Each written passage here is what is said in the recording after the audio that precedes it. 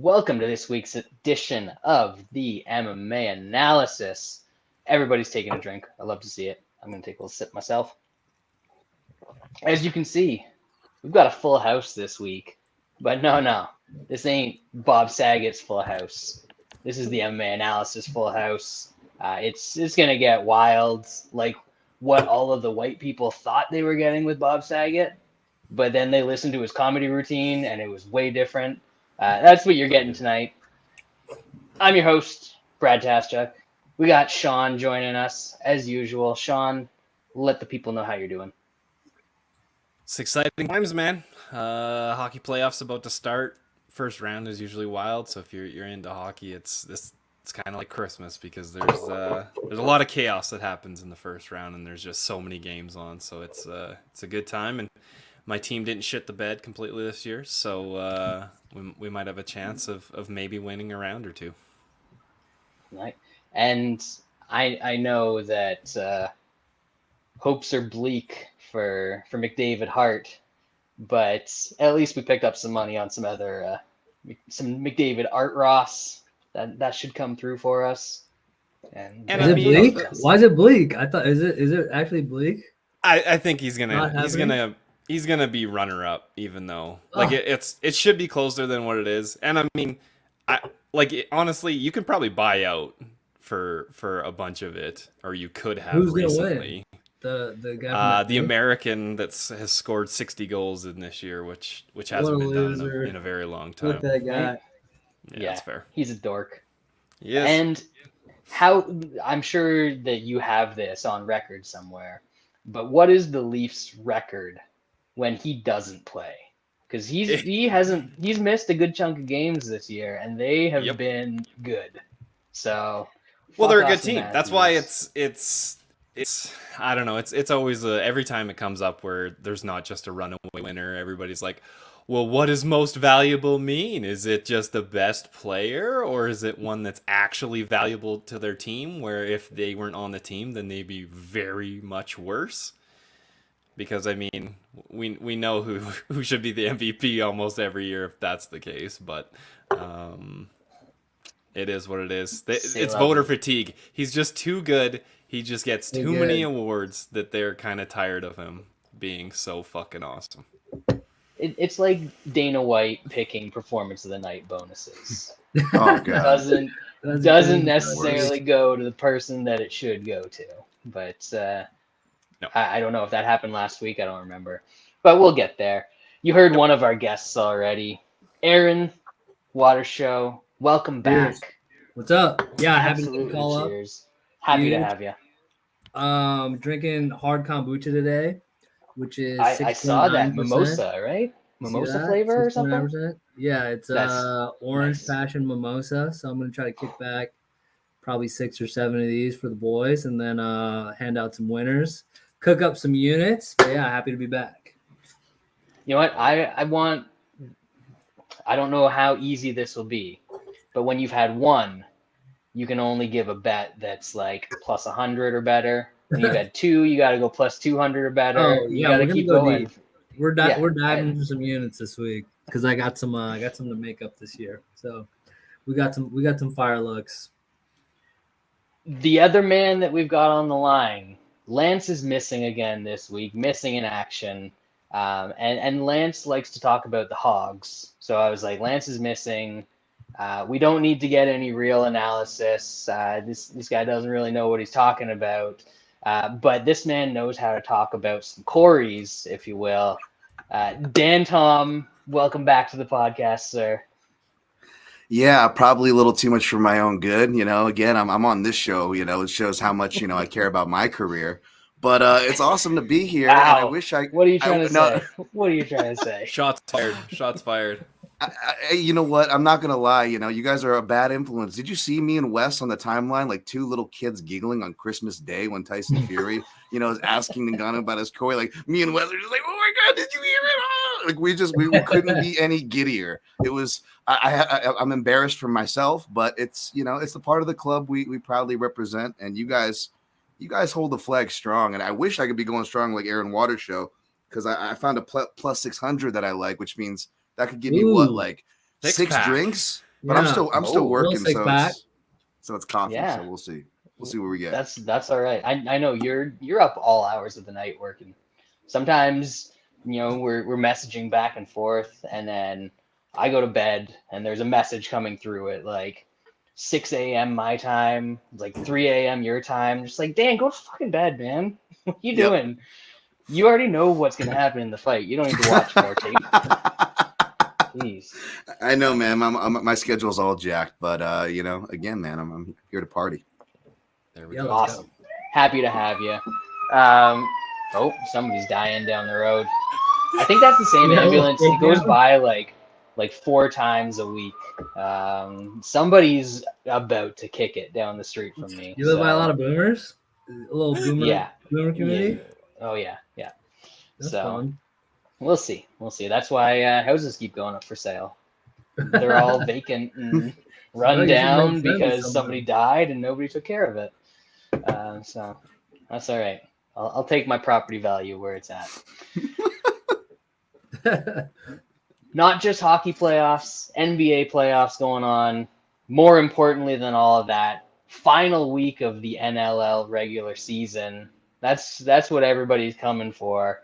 But we got some MMA to talk about. It is most certainly not the season of the MMA playoffs, PFL or otherwise. We've been getting some cards lately from the UFC. Not necessarily the best stuff, but at least some of them turn out fun. And I'm very much not one of those, you can't judge the card on paper. You can absolutely judge a card on paper. A shit card is a shit card, whether or not the fights are fun. I mean, the whole reason we watch this stuff in the first place is because people fighting each other is fun to watch. And so the card should be fun, and you can bet on it. So minor detail. But last week we had, we'll talk a little bit about the UFC, and then we got a half Hawaiian podcast. I think this is the first podcast not on bjpen.com that is majority Hawaiian. So we're going to talk a little bit about the Bellator cards that happened this weekend too. Fly through all of that, and then get on to this weekend's UFC Font versus Vera card. People are crapping on this one, but decent main card. It's horrible. It's just a heavy drop off. Horrible prelims. It's an upgrade from last week for sure, I think. Yes. There's a little bit, absolutely. but it's upgrade. Yeah. But last week ended on a high note. Jessica Andrade, standing arm triangle. Apparently the first one in UFC history over Amanda Lemos, and she came up Lemos in this one. Jessica Andrade doing like violence things that she does. Shaun? Yeah, I like Hyper Blue. I was a bit disappointed that we couldn't get the old hog analysis last week for the main event, but That's probably why we had to cancel the show. That's we were gonna get a lot of trouble. We recorded the show and then YouTube wouldn't post it. Elon, buy YouTube so we can post our real breakdowns. All right. Love it. Yeah, I mean, Lemos looked decent at the start. The striking's good. And then Andrade just does things that she can do because she's stronger than everybody except, well, at strawweight, pretty much everybody. Standing arm triangle. I guess the other times where it's been used, the people have fell to the ground, and then I guess it's not a standing arm triangle. But she actually tapped while she was still standing. It's impressive, man. That squeeze. Did the Dan, you might have the memory for this one, but the Aljo Mizugaki one, did that start standing, or did he lock that up in a scramble or something like that? I can't remember. I remember that one because it was a scramble from turtle position, and that's how I would always try to chase it in the gym. But I will say, shout out to Jessica. It's a very Jessica move. It wasn't in the UFC, but didn't Jessica I get Zoila Fausto with the standing head and arm? Oh yeah, Right. I know a rare Jessica one I I always credit. think of. Yeah, doesn't get too many of those. The one I always think of is Marlon Sandro over, I think it was Matt Jaggers in Sengoku. Wow. That's the one I think that of. was a Um, wow. I haven't but heard that like in a decade. I think that one popped up in my mind because there was a video of Pat Curran knocking out Marlon Sandro, and then I started thinking about Marlon Sandro and how that dude was awesome for a while, and then very not awesome all of a sudden. Any thoughts on this one, Aaron? Yeah, huge shout out to Jessica, Short King Spring. So she's kind of a short king. And finishing an arm triangle like that, like standing arm triangle as a short person, it's pretty impressive. Like she's got the low center of gravity, but like getting up there is a little tough. So shout out to her, doing the damn thing for the Short Kings. See, Shaun wouldn't understand this like the rest of us. And you guys have both grappled way more than I have. But arm triangle was always my favorite submission because I've got these like stubby little Shaun Shirk T-Rex arms. So if I can lock that shit up, like you're not getting out. It's tight. And it's better than a regular triangle. I can't even wrap my legs around most people whenever I try to throw up a triangle. Got these short little stubby legs. So, I'm with you. I hear you. So yeah, arm triangles are great too because when it comes to the fatties, you don't even have to like finish it all the way to get them to go out. It's amazing because it's just they're so thick already. It's like it already does the job for you. You just close it off. All you gotta do is lock it in, baby. Just get them nice and tired, let them beat up on you for a little bit, and then get them into that position. Yep. I was gonna say it's a good quitting submission. There's a lot of people that I'm like, the way out. Huh, that wasn't even. I wasn't even squeezing, and you just wanted to stop, didn't you? Okay, I get you. I see it. All right, co-main event we had. Oh, by the way, Lance misses us. Oh, Lance! Hey. It is. He's looking a little young there. In that picture. That's the baseball star in the family. Nice. He's making sure he's gonna go into baseball. Wes's kid is gonna go into football as a kicker. I think that's I like that. Yeah, I think that one's good. I'm not sure about baseball. I'm not sure baseball's still. They do get paid in baseball. So they do for now. That's always nice. Hey, here's a good segue there. Here's a good segue from Lance. I miss Lance too, but you know what I really miss? Nushan really nailed this trend. I miss Lance betting on wrestlers, even when he's right, like he is in the co-main event, which we'll get to. I miss Lance betting on wrestlers. What happened? What's going on, guys? It's over. Was the MMA analysis I knew? It's a sad he day. always just finds some like loophole, and he'll be like, "Yeah, he's not American," or some shit like that. So, kind of sus. He's got long hair, and he bounces around a lot, like he Clay didn't wrestle in Guida. college, so he doesn't make the cut. Clay Guida was probably at one of those like weird Midwest schools that Lance loves too. I forget where he went to college, 100%. But didn't work out for him so well on Saturday night. Claudio Puelles, man. I thought it was a fluke, and then he keeps doing it and does it some more. And this, like, those scrambles and those knee bars, this kid can grapple. That's fun. Yeah, it seems like he's got a fairly complete game on the ground. It's not just a one-trick pony like we've seen some leg lock guys. So he was going for stuff though all the whole time, and Guida was looking okay fighting through it until he wasn't, and that was a deep knee bar. That was there was no coming back from that. Yeah, and it was like really like quick transitions. Oh yeah. You know, like sometimes you grab the knee bar and then you can get fucking punched in the face because you're like kind of like trying to grab it, and then you finally lock it in. You're just getting punched in the face the whole time. But he was fucking in there cranking, and you couldn't really react to it. So yeah, he's looking good, but we'll see. He'll keep moving up, and then it's gonna get harder and harder. But he looked good against Guida. But for who he is, I mean, these are good wins. Oh, big, yeah, big. He's pretty young. I hope he gets a step up, and I'm just terrified that I don't want that step up to be Jim Miller. I'm gonna be really fucking upset if it's Jim Miller. Okay, Probably is. because you hit it 3 times, but like knee bar Do Bronx, a young Do Bronx instead of an old Guida, then call me. You know what I'm saying? But no. All hate aside, obviously I was on Guida.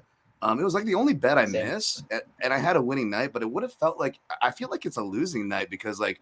Every recap of this, like I feel like the second coming of Christ performed in the co-main event. Like he's a really good grappler, and he's definitely more than a one-trick pony. Although it's nothing against one-trick ponies. Like I fucking love Paul Sass, but like Paul Sass was like Garth. He was all humble about it. In the post-fight, he's like, "Oh, I like to play," but like this guy Puelles is just like, it's like you hit one of the most lowest percentage subs off one of the most lowest percentage places in some of the most technical divisions this guy competes in, 155 and 145. And it's great, and hats off to him. But don't twist it in and be like, oh yeah, I don't even practice that shit. Because it's like, even if that's true, you're kind of like calling yourself out in a way. Like, so wait a minute. You whatever you are practicing, you clearly aren't doing, because we still haven't seen like a fucking jab low kick combo like once in all of his sample size. Like I haven't seen like a competent combination from the kid. His wrestling is so bad that DC was openly laughing at him on the last broadcast. So everyone's like, he's good at submissions. I'm like, yeah, but we knew that. We knew that going in. I knew that betting against the guy that he was good at submissions. So it was really good. I'm obviously being salty here. But to quote Nushan, my guy up there, like we both said about Giga, I'm going to lose a lot of money betting against this guy. And the fucked up part is, as much shit as I give Giga has way more skills, experience, athleticism, well-rounded than this kid Puelles. So I'm hoping that I'm just going to try to shut up and water the plant and make it back on him later. But yeah, I got to give props to him. It really was a brilliant transition to the knee bar, and then the threats he did before was awesome. Also, you gotta call bullshit on him not practicing that, because I've seen what somebody who doesn't practice a knee bar hitting a knee bar looks like. Ariane Lipsky, and this was not that. This was he knows what he's doing. This was like some juiced up Ken Shamrock in '94 and Pancrase shit. Totally. Well, didn't one of the tweets that went up on the broadcast, like I think even before he won by knee bar, it was like Michael Chandler going, "Oh, this guy's got the meanest knee bars in the gym." I'm like, dude, your teammate just outed you that you have the meanest knee bars in the gym. Like, just fucking take the credit. Like, all right. Yeah, he got snitched on. Nice try. Works for me if we get a better number. There we go. Exactly. Keep that same energy, everybody praising this kid. Keep that same energy when the betting lines come out, please. Dan, you know the MMA gambling community, and you know that's going to happen for sure. I mean, they're at half mast and trying to get him to full mast. You know. Well, we'll get to it when we talk about the co-main event of this card. But I want to be like, hey guys, just remember what happened to the last old guy in a co-main event. I know you MMA gamblers. You guys want to, you guys love. You get so hard over an old guy fighting. You're like, ooh, the things that could happen to this guy. Bet. Go ahead. Put that Arlovski line down for me. Get it under -140, please. The rest of this should be pretty quick. I watched it. Don't remember what happened in this fight, but Macy Barber won a decision, which is good because I had her in a parlay. Out athletic. She looked good, right? I forgot. I think she looked good. Yeah. She looked okay. Like I don't know if there's many new wrinkles. It was just she's a better athlete. Brute. Like De La Rosa was trying stuff, which probably works on just most girls, and it just didn't work because Barber's a decent athlete. Yeah. I think it was more just a smart game plan. I think Faber and them were like, okay, where are you good? Okay, you bully people up against the fence. That's all we're gonna do, and that looked kind of like the game plan. And De La Rosa was, I think, kind of a good matchup for her, even though she was kind of more technical than her. So I probably should have played Barber by decision, but it's probably my bias from like the Maverick. I'm like, I'm not gonna bet this girl.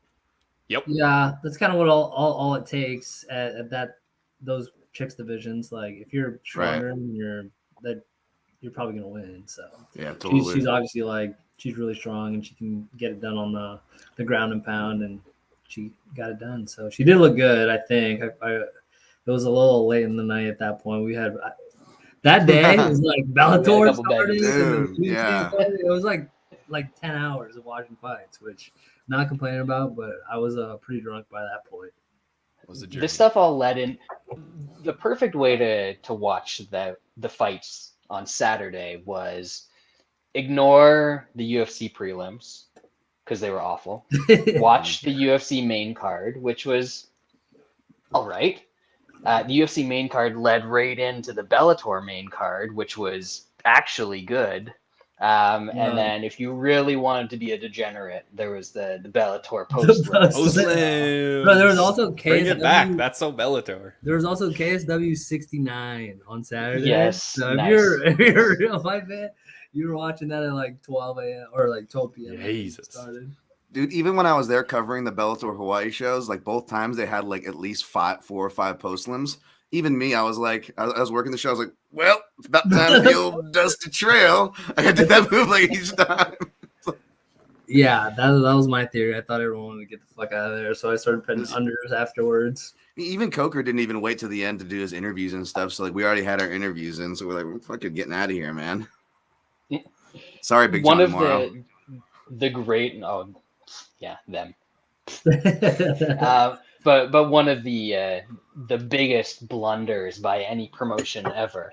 It's not the UFC not doing UFC 209 in Stockton. Would have been good, but I mean it's Stockton. Nobody Yeah, you're not gonna. gonna. Bro, I don't even know they have this. How did Glory not do Glory 69 in Nice?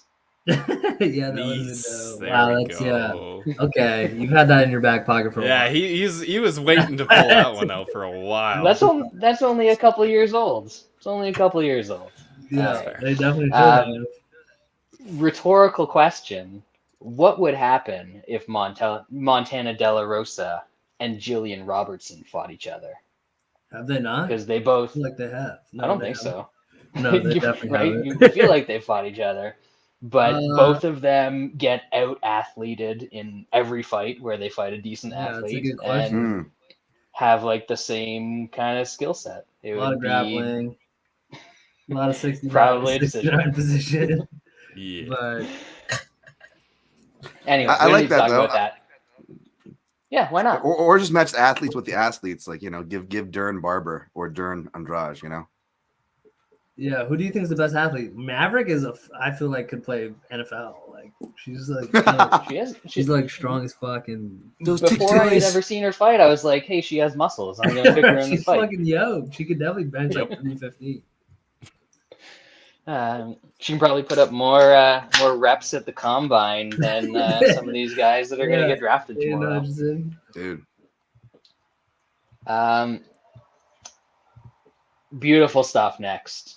Beautiful stuff. 2 Canadians in a row.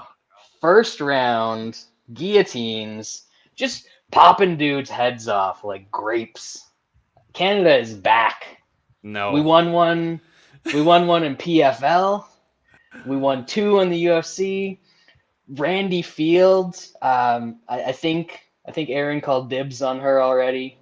She won on the post limbs. I mean, it doesn't get any better than this for Canadian MMA, Shaun. Yeah, I wasn't a fan of this, mainly because I had the over. Both these guys are tough, don't really get finished, and Jourdain just snatched up that neck. It was kind of a weird thing where Venata got out of it, but then he like reattached it, and then it was just over. It was interesting. Did not see that coming.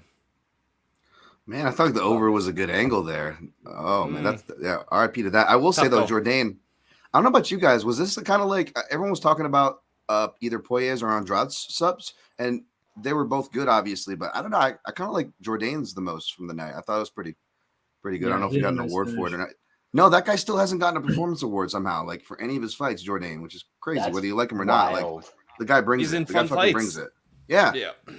Stupid, he's so dope, stupid. dude. Yeah, he's fun to watch. He's got a TikTok, which is very entertaining, by the way. If you're a TikTok guy. But yeah, no, I bet on Lando, so didn't love the result, but I think Jourdain is pretty serious, fun fighter, so Right. he'll have a good UFC career. And once he got taken down, I was like, that was my angle. I was like, oh, Yep. like I think there's a wrestling advantage for Lando, and he got taken down, and got back up and then finished the fight. So props to him. Looked good. I did a highly successful, critically acclaimed Twitter Spaces for the first time ever, and the one point that I didn't record it.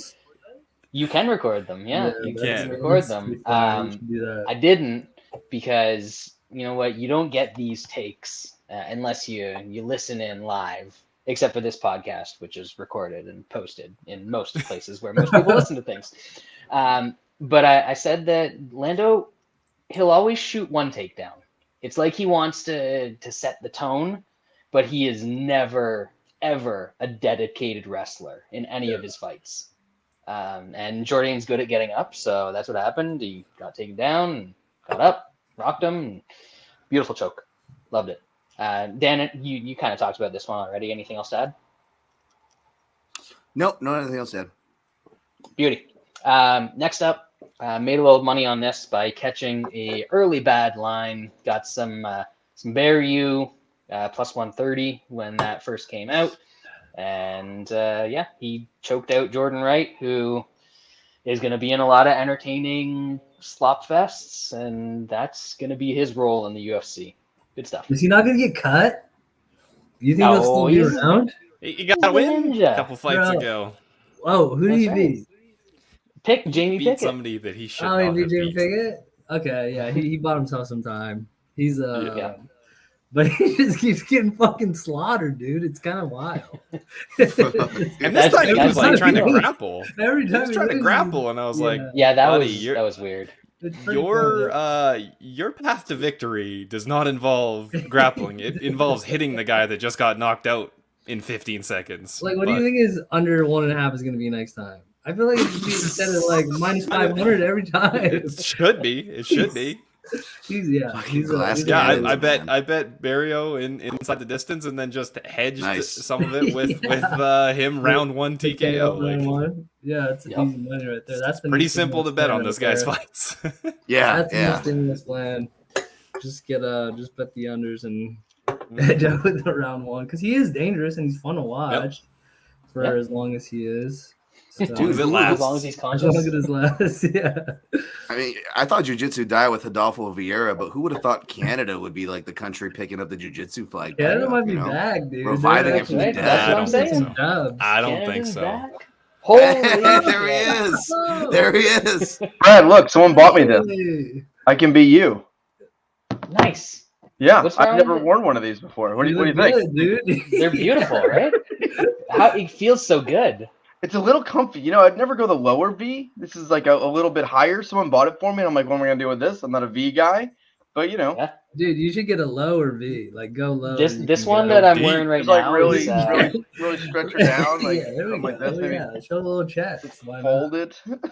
You go with the lower and you just hit the bench press all day and get a little cleave going on there, and the ladies love it. I can go really close. Like, I got a jacket back here, just for work meetings. Throw it on. I can do that. Look at that! Wow, classy. I can do That's this. classy. What a vet! What? You've done this. See, before. I've got my now you're podcast good. set You up look like over the Tinder here. swindler, bro.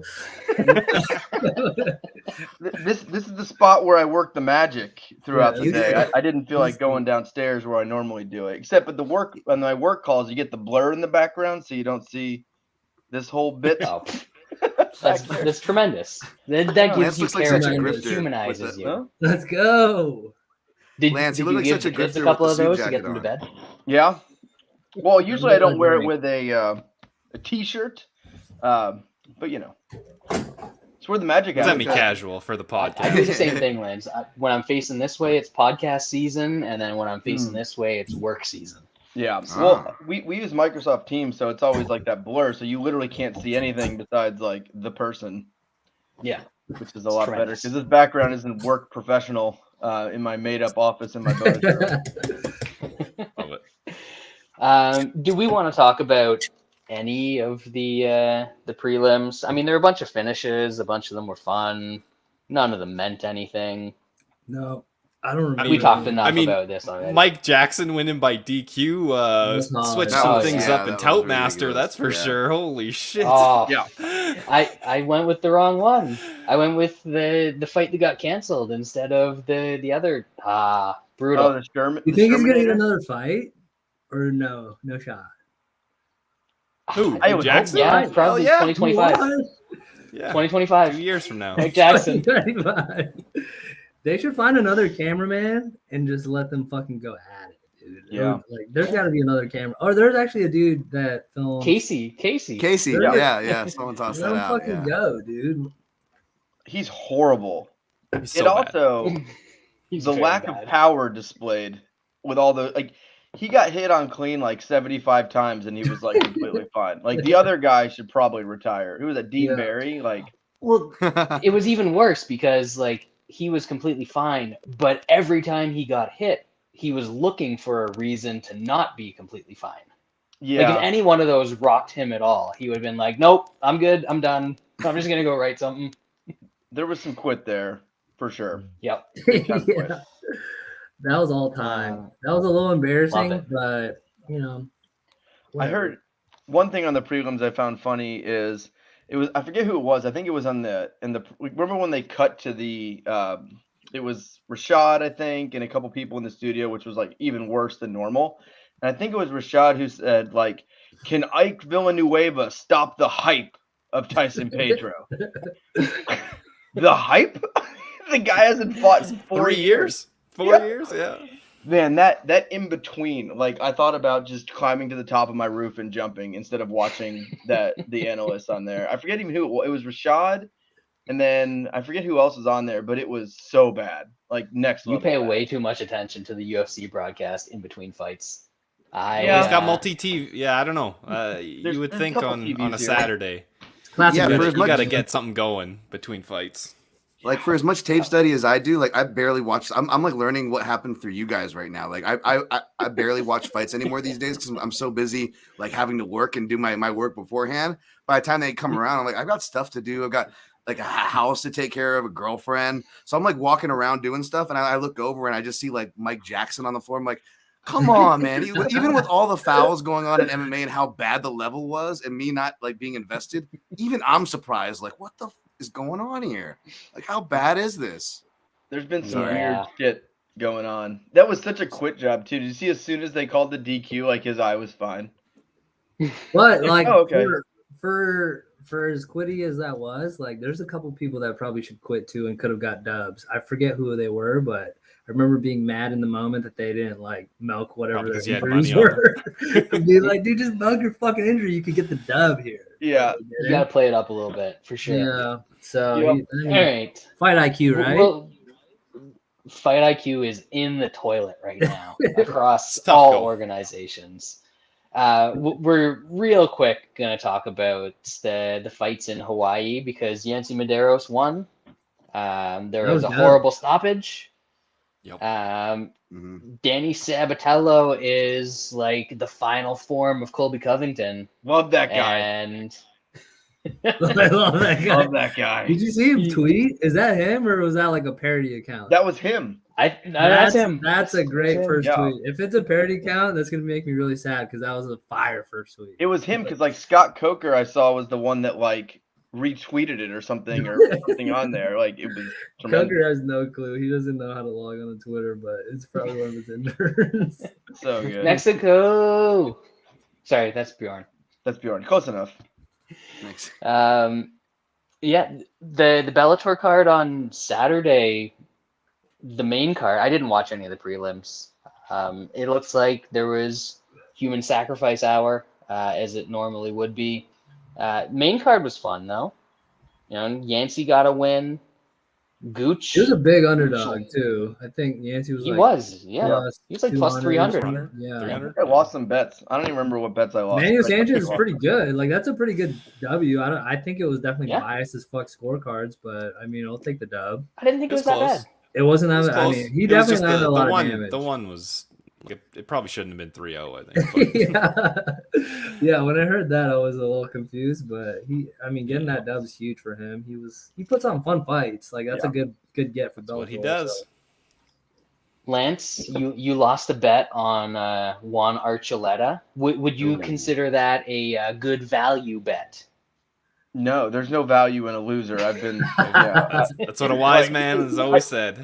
Dude, I love when people are like, you play like a plus 300 dog and they lose or get knocked out, and you're like, I would play that 9 out of 10 times. It's like, why play it 0 out of 10 times because it fucking lost? Like, I love when people say that shit. You may have said that after the Burns goat fight recently, but that was me losing. I say it all the time. I would bet that again, knowing I would still lose, but I would just do it, because it's Smart. me. Smart. Yeah, completely opposite of what they're saying. I lost on Horiguchi, which that mixed fella, that is one boring man. Ban body triangles. Jesus. I hate those. I mean, when Damian Maia did them, I didn't really care, but when these dudes are doing them, I'm getting like a little upset. I'm like, you guys fucking fight. Well, it's the fact that like when they do like in this one, like in the first round he did a little bit, but like he wasn't trying to do anything. Yeah. Like he was literally trying to hold on, and I don't know, that sucked. That was horrible. I'm a shot clock on the body triangle kind of guy. I understand you have to work for it, but if you're not doing anything dope, then stand it up. Like, fuck it. If they can have a shot clock in NCAA college lacrosse, they can put a shot clock on the body triangle. Well, all right? do you notice like nobody can finish from that position anymore? Like everyone gets the back and just holds it. Well, no the one body can get lock the fucking finish. It's like 20% rate. Yeah, well, as soon as they let go of the body lock and they just keep the hooks in regular, like they usually get the finish. The body lock is just a safe way of winning rounds now. Yeah, then the other guy just fucking plays hands the whole time. Yeah, and that's like, that's all it is. now. Like most people are good enough to play hands and be able to stop the rear naked, and there's nothing you really get other than that. So it's just watching Hey guys, by the way, Thick Willie is undefeated in MMA if MMA has a shot clock. I'm just saying, like, you're gonna tell that guy when to explode. He's good. He's good. That's true, he knows what's coming. Dude. Yeah, just saying. That's the MMA I want. Anybody want to add anything about either of the Bellator cards? No, Limele really let me down, honestly. That was kind of sus. It definitely, she looked like she cared more about her walkout than the actual fight, which was, I mean, Justine Kish sucks. Couldn't take her down. And Dude, Kish looked injured going into I had a the lot fight of money too. right on that, so obviously I'm bitter, but I mean, I thought she looked awful.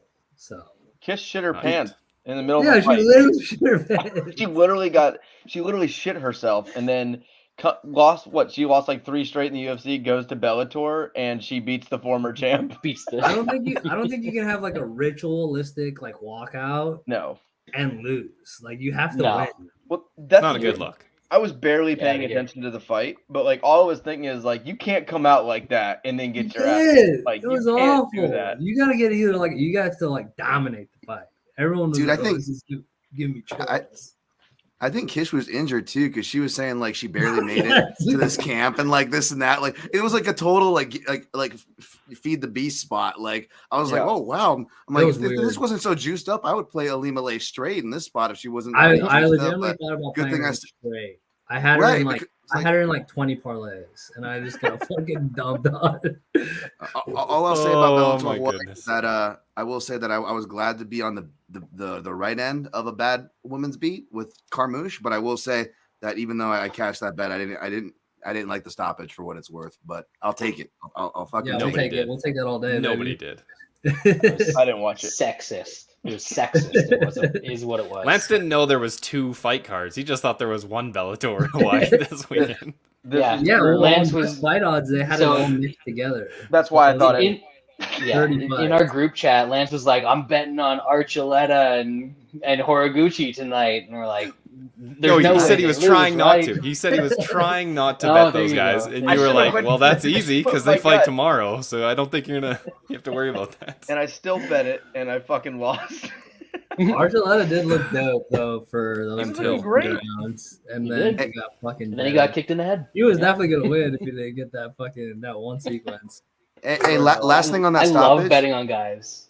Hey, last thing on that stoppage. How much would WMMA be better for you guys? Because I know you guys are pretty vocal about your thoughts about it. Would it be better for you guys if they established a rule to where no matter division, if any woman gets another woman in the crucifix, a wild Mike Beltran is allowed to hop the cage and call the fight, and you got to fucking deal with it.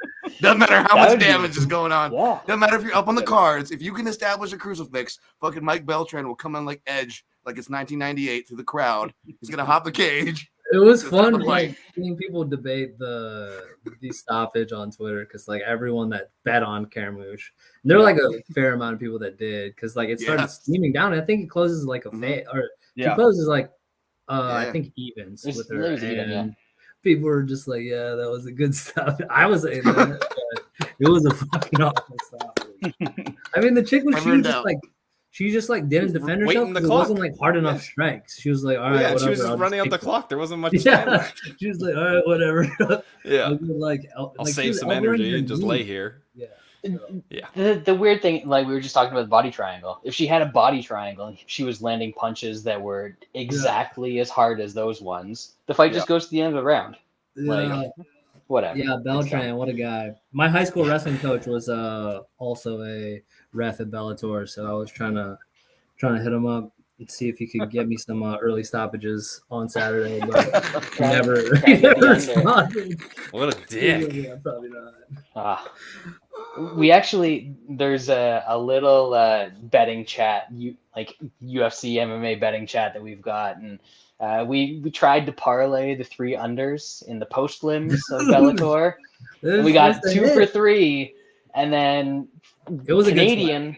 Oh no, he's not Canadian. I think he's from Michigan or something. Jordan Winsky. Jordan, I'm gonna Winsky. That's a Lance nickname right there.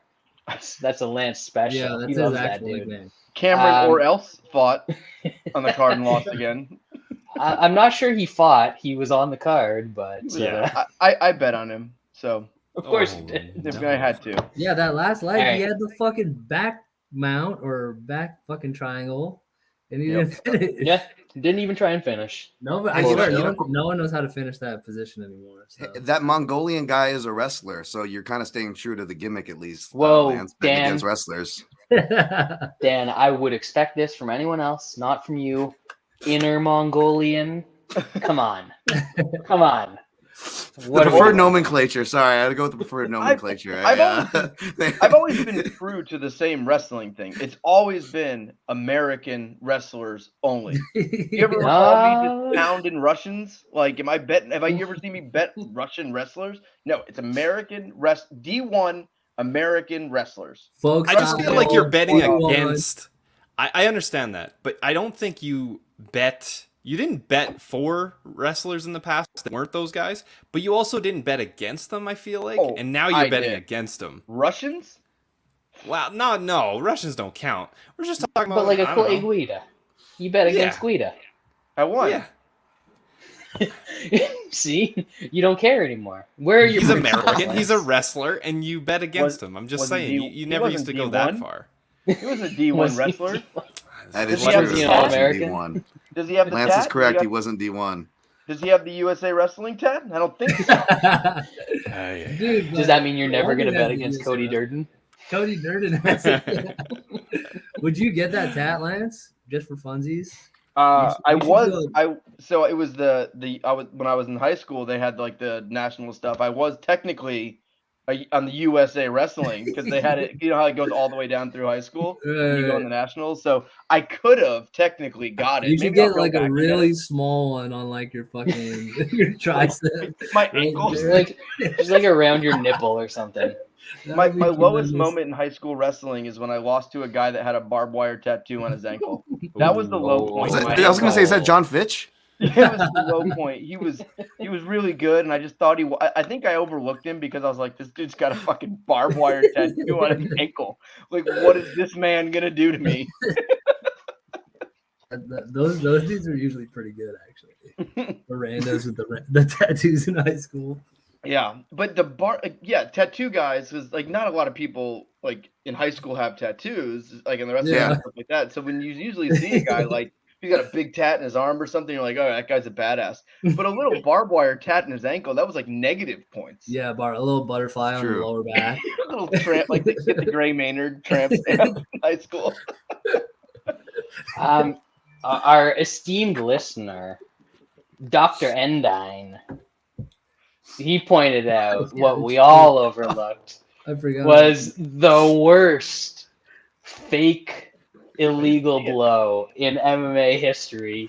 The dude got hit like an inch above his knee and was like, "No, dude, I'm Johnny Sins. That shit hangs down to my knee. That hit me in the dick." That was a subtle flex by him. What fight was that? It was like an early prelim Franca. card. Oh, I I don't forget do who it that. was. Some What was random the guy's name was Franca, I think. Hermes Franca? I thought he Was it- died or something. No. Was it No. Friday? I forget.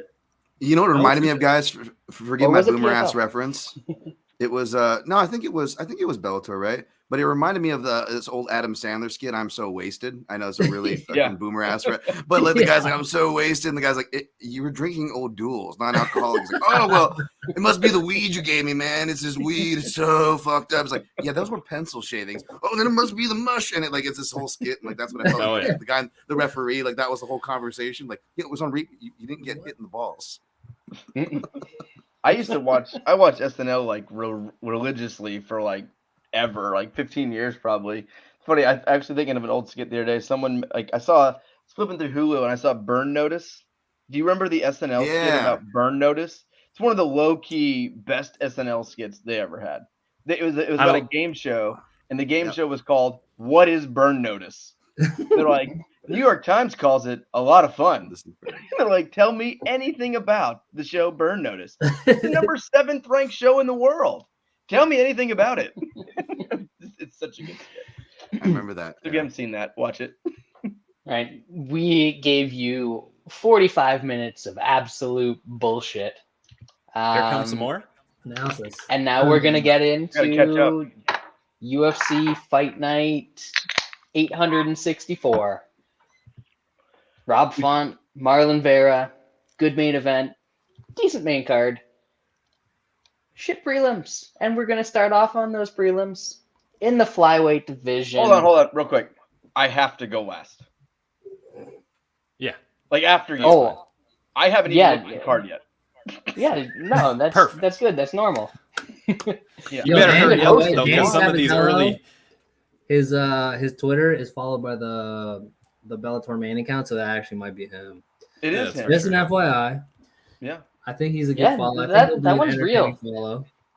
Who are I these? think shit. you're too deep in the conspiracy theories. It's him. You just gotta accept I it. think Some it's things you him. gotta take at Well, face this value. is a fire tweet. Like it could be if it was. I mean, I could see someone being trying It's to be good. funny about it. I'm gonna retweet it. Fire tweet. Who, Flyweight You better division. Yeah, go ahead. We What? have the debuting Japanese sensation Tetsuro Taira taking on Carlos Candlestick. This Japanese guy is minus 200, minus 230, minus 250, minus 260. Shaun, questions? I don't have much here. I haven't seen the Japanese fellow fight, but he has only fought in Japan. He is undefeated, but that is a bit of a red flag. The candelabra is not very good, but at those odds, I'll pick him in Toutmaster, and I'm sure this is going to be a great fight. Aaron, I feel like you got some takes here. Yeah, no, I got the Japanese guy for sure. This guy's a stud. I think Oh, I'm seeing a lot of people taking the other side, and I understand it. I understand all the narratives. These Asian fighters, they come over, they kind of look like shit or whatever. But I mean, I'm just not high on what's his name, Candy Stick or Who whatever. cares? He's not. He's a candy man. He's not that good. I mean, I think they're looking to set up this guy to look good against someone that is not that good. So he's the UFC could use a Japanese fighter. This guy, I watched him. He looks pretty solid. He's got good submissions, like they're like actual tricky submissions that people would have trouble with and stuff like that. And he's like good on his feet. He looks pretty well rounded. He hasn't fought anyone like super dope, obviously, because he's only on the Japanese regional scene, but a few of the guys that he fought have like 40 fights, and all of the dudes that he's beat have, I think, winning records recently, at least. So I think, yeah, obviously the odds are a little steep, but I think he's actually a pretty solid fighter, so I'm going to pick him. All right, Dan, if you don't call Aaron out, I'm going to, because he said he hasn't fought anybody dope. He has 3 fights ago, he fought the legend Yoshiro Maeda, former WEC title challenger. That's in, I think, what was my number 1 WEC fight of all time when we did our top 5 show. Yoshiro Maeda and Miguel Torres. And he beat him. But that fight was like 15 years ago, and he fought him last year. So a little different. Any thoughts on this fight, Dan? Yeah, it's weird. I got the UFC bio sheets, and like it's hard to even get these days. And when I do get them, they're like not even up to date because I don't even know if we're having as many pullouts as like the first year of the pandemic per se. But there's still enough of them, and it's still like crazy. I feel like they're just burnt out, and they send like half the bios. So like Tatsuro's not even on here. So I was like, well, did he take the fight on short notice? I'm like, no. It looks like they're both scheduled to fight each other. And I went and looked at Candelario on the grading the winners, and from my write up, it sounds like it was like a close competitive fight. But like there were so many other fights where like you could have, justified the loser getting a contract before this guy. So I think it's like mixed with that fact too. If you go back and watch the fight, and I write this in my grading the winners write up because I can't remember these fights, even though I cover them, Dunbar's number. But like the commentary, it was one of those things where the commentary was kind of being biased. And if you actually look at scoring criteria, like it wasn't a robbery by any chance. I don't know. This guy's a southpaw. We'll see what he can do, but I guess I'll lean toward the favorite. But I gotta look into this fight. I don't know anything about my Japanese brethren here. I know bad Asian. So there's a couple things that are concerning me about Tatsuro Taira here. One is I've been watching MMA for a long time.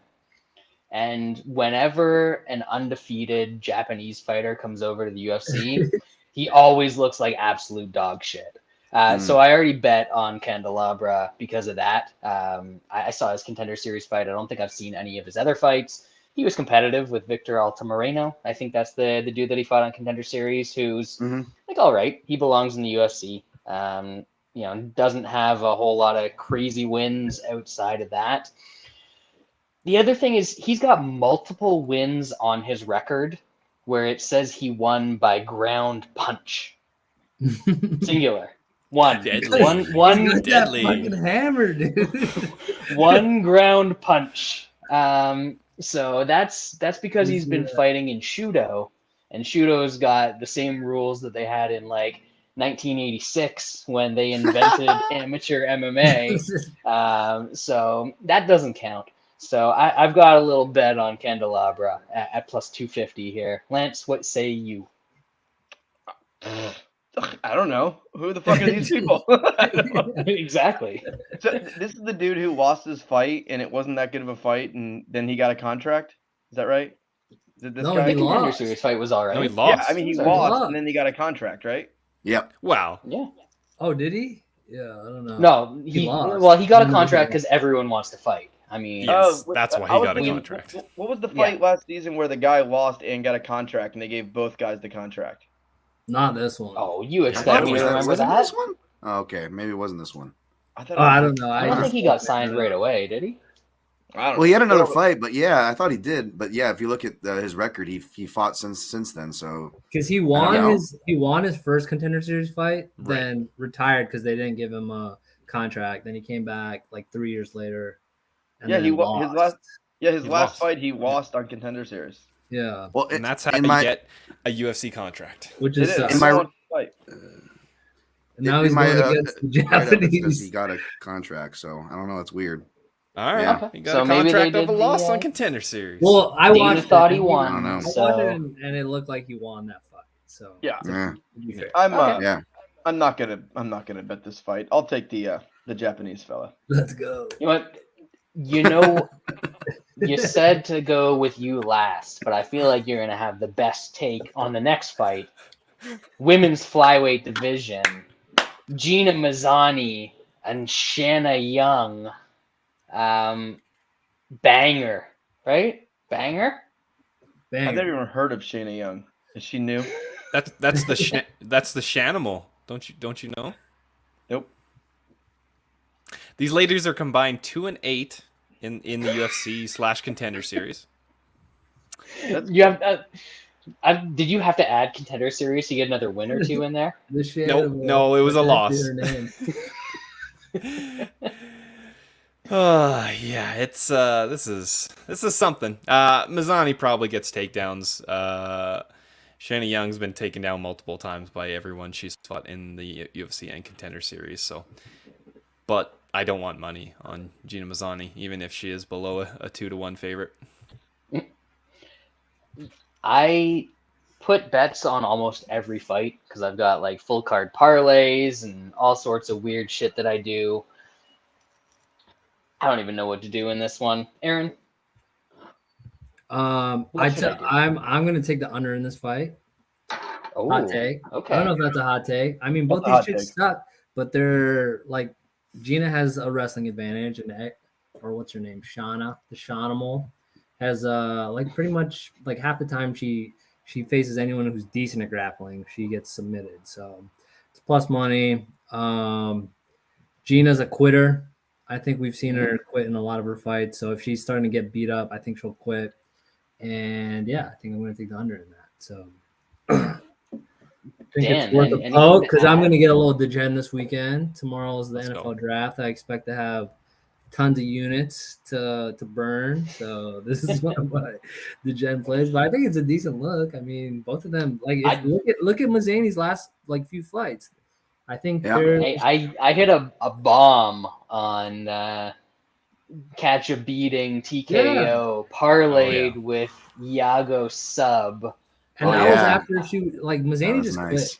And like and she was owning that fight. 2, 3, 4. Her last 5 fights have ended in there you go inside the distance. Plus 155s out there for the under 2.5. Yeah, that is 2.5 under. Yeah, I'm gonna take them under, dude. That's good. Yeah, I think it's a decent.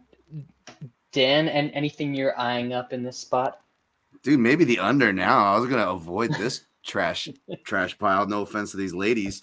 I can't remember who Lance picked, but I was just looking at the girl that's not Mazany's bio, and even though she's mainly like striking and karate, is her style from what I remember visually, and it says, and that's actually her background. It says she did wrestle in the first All USA Women's Wrestling team at King College, whatever that means. So I don't pick King College. I think that's in Pennsylvania. But honestly, I think the small cage is going to make a clinch heavy fest, and Mazany's pretty strong. She's pretty big girl. She used to fight at like 145, so I think she's going to get to her game. I'll pick Mazany, but no play unless I jump on that under like Aaron. That was nice. Don't be body shaming, big girl. No, I'm saying the bad way. I'm saying it's good. Like she's going to 2022. We can't be body shaming. She's young, dude. I mean, honestly, I love Gina. I got love for Gina. I'm on the Shanimals Tapology page right now, and there ain't no body shame in that. I wish I had those abs. Yeah, look at she's got that's a 6-pack. Good for her. Yeah. He's got a very flattering Tapology page. I think someone should go on the Tapology page and make like a top 10 like worst picks and best picks. There's some really bad ones, but there's some really fun ones too. Again, to be fair, Mr. Finland is number 1. Yeah. Oh, yeah, there we go. Yeah, there we go.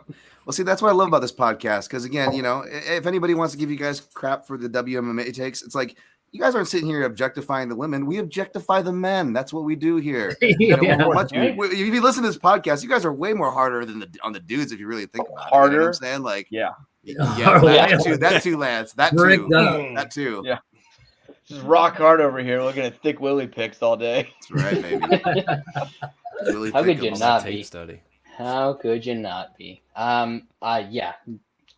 I'll probably take that under. I mean, when I'm throwing a parlay together on this whole card, I don't want to pick a side on this. Let's just hope that somebody gets finished. Bro, this chick got choked out by Sarah Alpar. Yeah, there's some bad stuff on there. Yeah. Yep. Next up in the lightweight division, we have Natan. Now, Lance, is Natan Levy one of the Jews that we like, or one of the Jews that we don't like? Because I know there's a couple that we really don't like. I love all Jews. What about the Jew that called the fighter from Afghanistan a terrorist? We don't like him. No, we don't agree with that. No, but we support the tribe. You got to support. You gotta support the tribe. Support the tribe. No, I cast him out. We cast him out. He's done. There we go. Yeah, we've got Natan Levy taking on Mike Breeden. Shaun, is Mike gonna get breeded in this one? I think he might. It's hard to know how good Mike Breeden is because he just got absolutely ran over by Anthony Hernandez.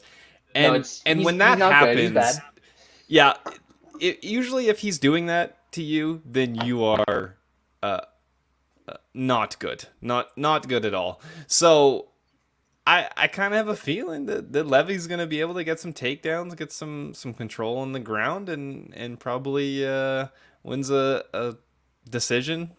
Probably 3-0. Maybe Breeden can make it a little closer. I don't know if he gets a finish though.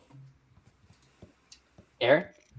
Yeah, I got Levy here. Not betting, I don't think. I think it's the odds are pretty spot on, but yeah, Breeden his mouthpiece fell out when he was fighting last time, so that's always a brutal look.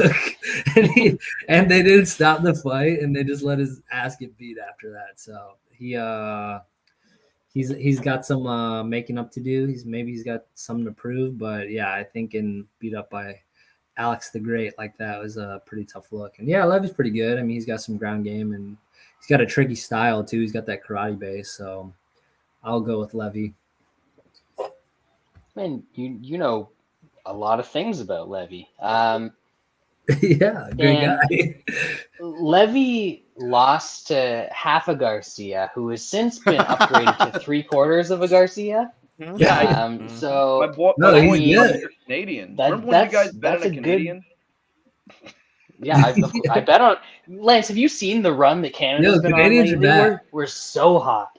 I rocked and rolled on half a Garcia. That was easy money. Well, that was the end of the streak, I think, maybe. Yep. The day. Canadians are never losing again. Well, until this week, maybe. Never losing again. Dan, Levy? Is he going to break the Levy? Is Breeden going to break the Levy in this one? I got to watch more of this fight as I haven't looked at anything on the prelims, but I'm leaning toward Levy. I like the Jew distinction there. Friend of the Jewish friend of your show there, of this program, Aaron Bronstetter. He asked if Nat and Levy would be on the fantasy Jewish fight league, because again, there's Jews, there's Israeli Jews, as Brad pointed out, a little bit of a different breed. They're pretty hardcore, you gotta watch your P's and Q's around them. But then there's the third category, which is from my podcast, the fantasy Jewish fight league. And Natan Levy could not be a part of it because he actually is Jewish. Unlike Rosenstruck or Semmelsberger. No. You mean Rosenstruck. Rosenstruck. So he actually is Jewish. So I don't know about that. I want to look more at his ground game because he got some sub wins, but kind of like Aaron Watershow was saying, his black belts are actually in karate and kung fu. Even though it's like Muay Thai, it's I don't know why people list ranks for martial arts that really don't have ranks, but I get it. It's just how it is. You gotta sell the martial art, right? But yeah, that's what his black belts are in. But it looks like he's got a sub game, and again, it's a small cage. A lot of my bets seem to be either vets or submission guys in the small cage. I guess we'll just say that. So I'll lean Levy. We'll see where I end up. Yeah, it feels kind of weird to me that in this level of fight, Levy by decision is the cheaper price.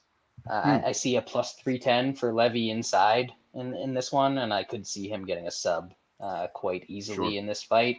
And Breeden's been finished a bunch of times with strikes as well, so kind of like that Levy inside got a solidarity with the brothers. Lance? Yeah, that's not bad. Yeah, the fantasy Jew fake Jew. It's funny. I know a lot of Jews, throughout my life. Never met a religious one. Haven't cracked that nut yet. Well, you know what? I've been reading an interesting book lately talking about the evolution of God. And it says that the spread of religion is more about economic, commercial ties than actual religious ties. And I feel like that fits with our people. You know, not to dive into stereotypes too deep. Well, I mean, We don't do that on this podcast. To be fair, most stereotypes are true. I mean, let's be real. That's how they got there. Absolutely. I never met a religious Jew. I don't even know what they do. Like I've never talked to someone like, yeah, I gotta go to synagogue. Be right back. Like it's never happened. I've never heard someone say that to me.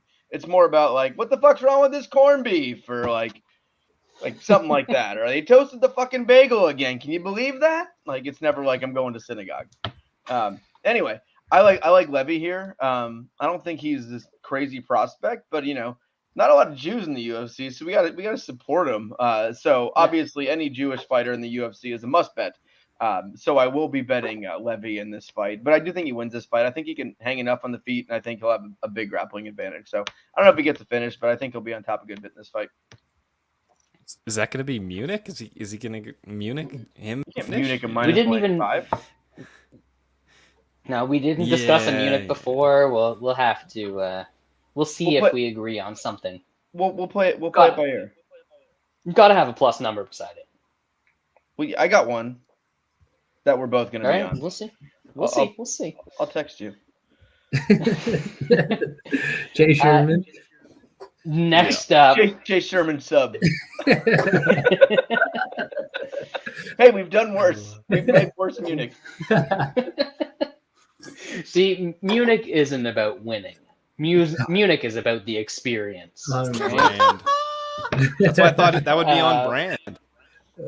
That's right.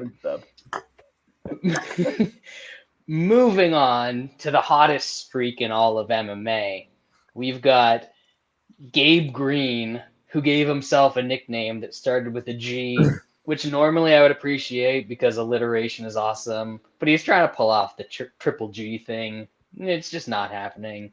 And he is facing Johan Lainesse, Canadian. As we've already discussed, Canadians are never losing again. Shaun, you go, then Aaron's going to go, then Dan's going to go, then I'll go, then Lance is going to go. And while all of that's happening, I'm going to go to the bathroom and to get another beer. Nice. Boom. Yep. Reload. Well, I think Brad is wrong. I think the Canadian is going to lose on Saturday. I hope so. I'm going to be picking Gabe Green. I mean, he got the finish on Contender Series. Striking didn't look amazing. It looked pretty kind of robotic at the start of that fight, and then there was a bunch of grappling. He looked okay on the ground, but I think Gabe Green's all right. I mean, he took a lot of punches from Daniel Rodriguez, but everybody does. That guy throws absolute just a shit ton of strikes every fight almost. I thought he looked good against Phil Rowe. He's got some power. I think he can put this Canadian back into his place, and that's in the losing column. What do you got, Aaron? Why is there no? Have you guys looked at the odds at all? Why is there no under on this? Have you guys? Is there not on bet?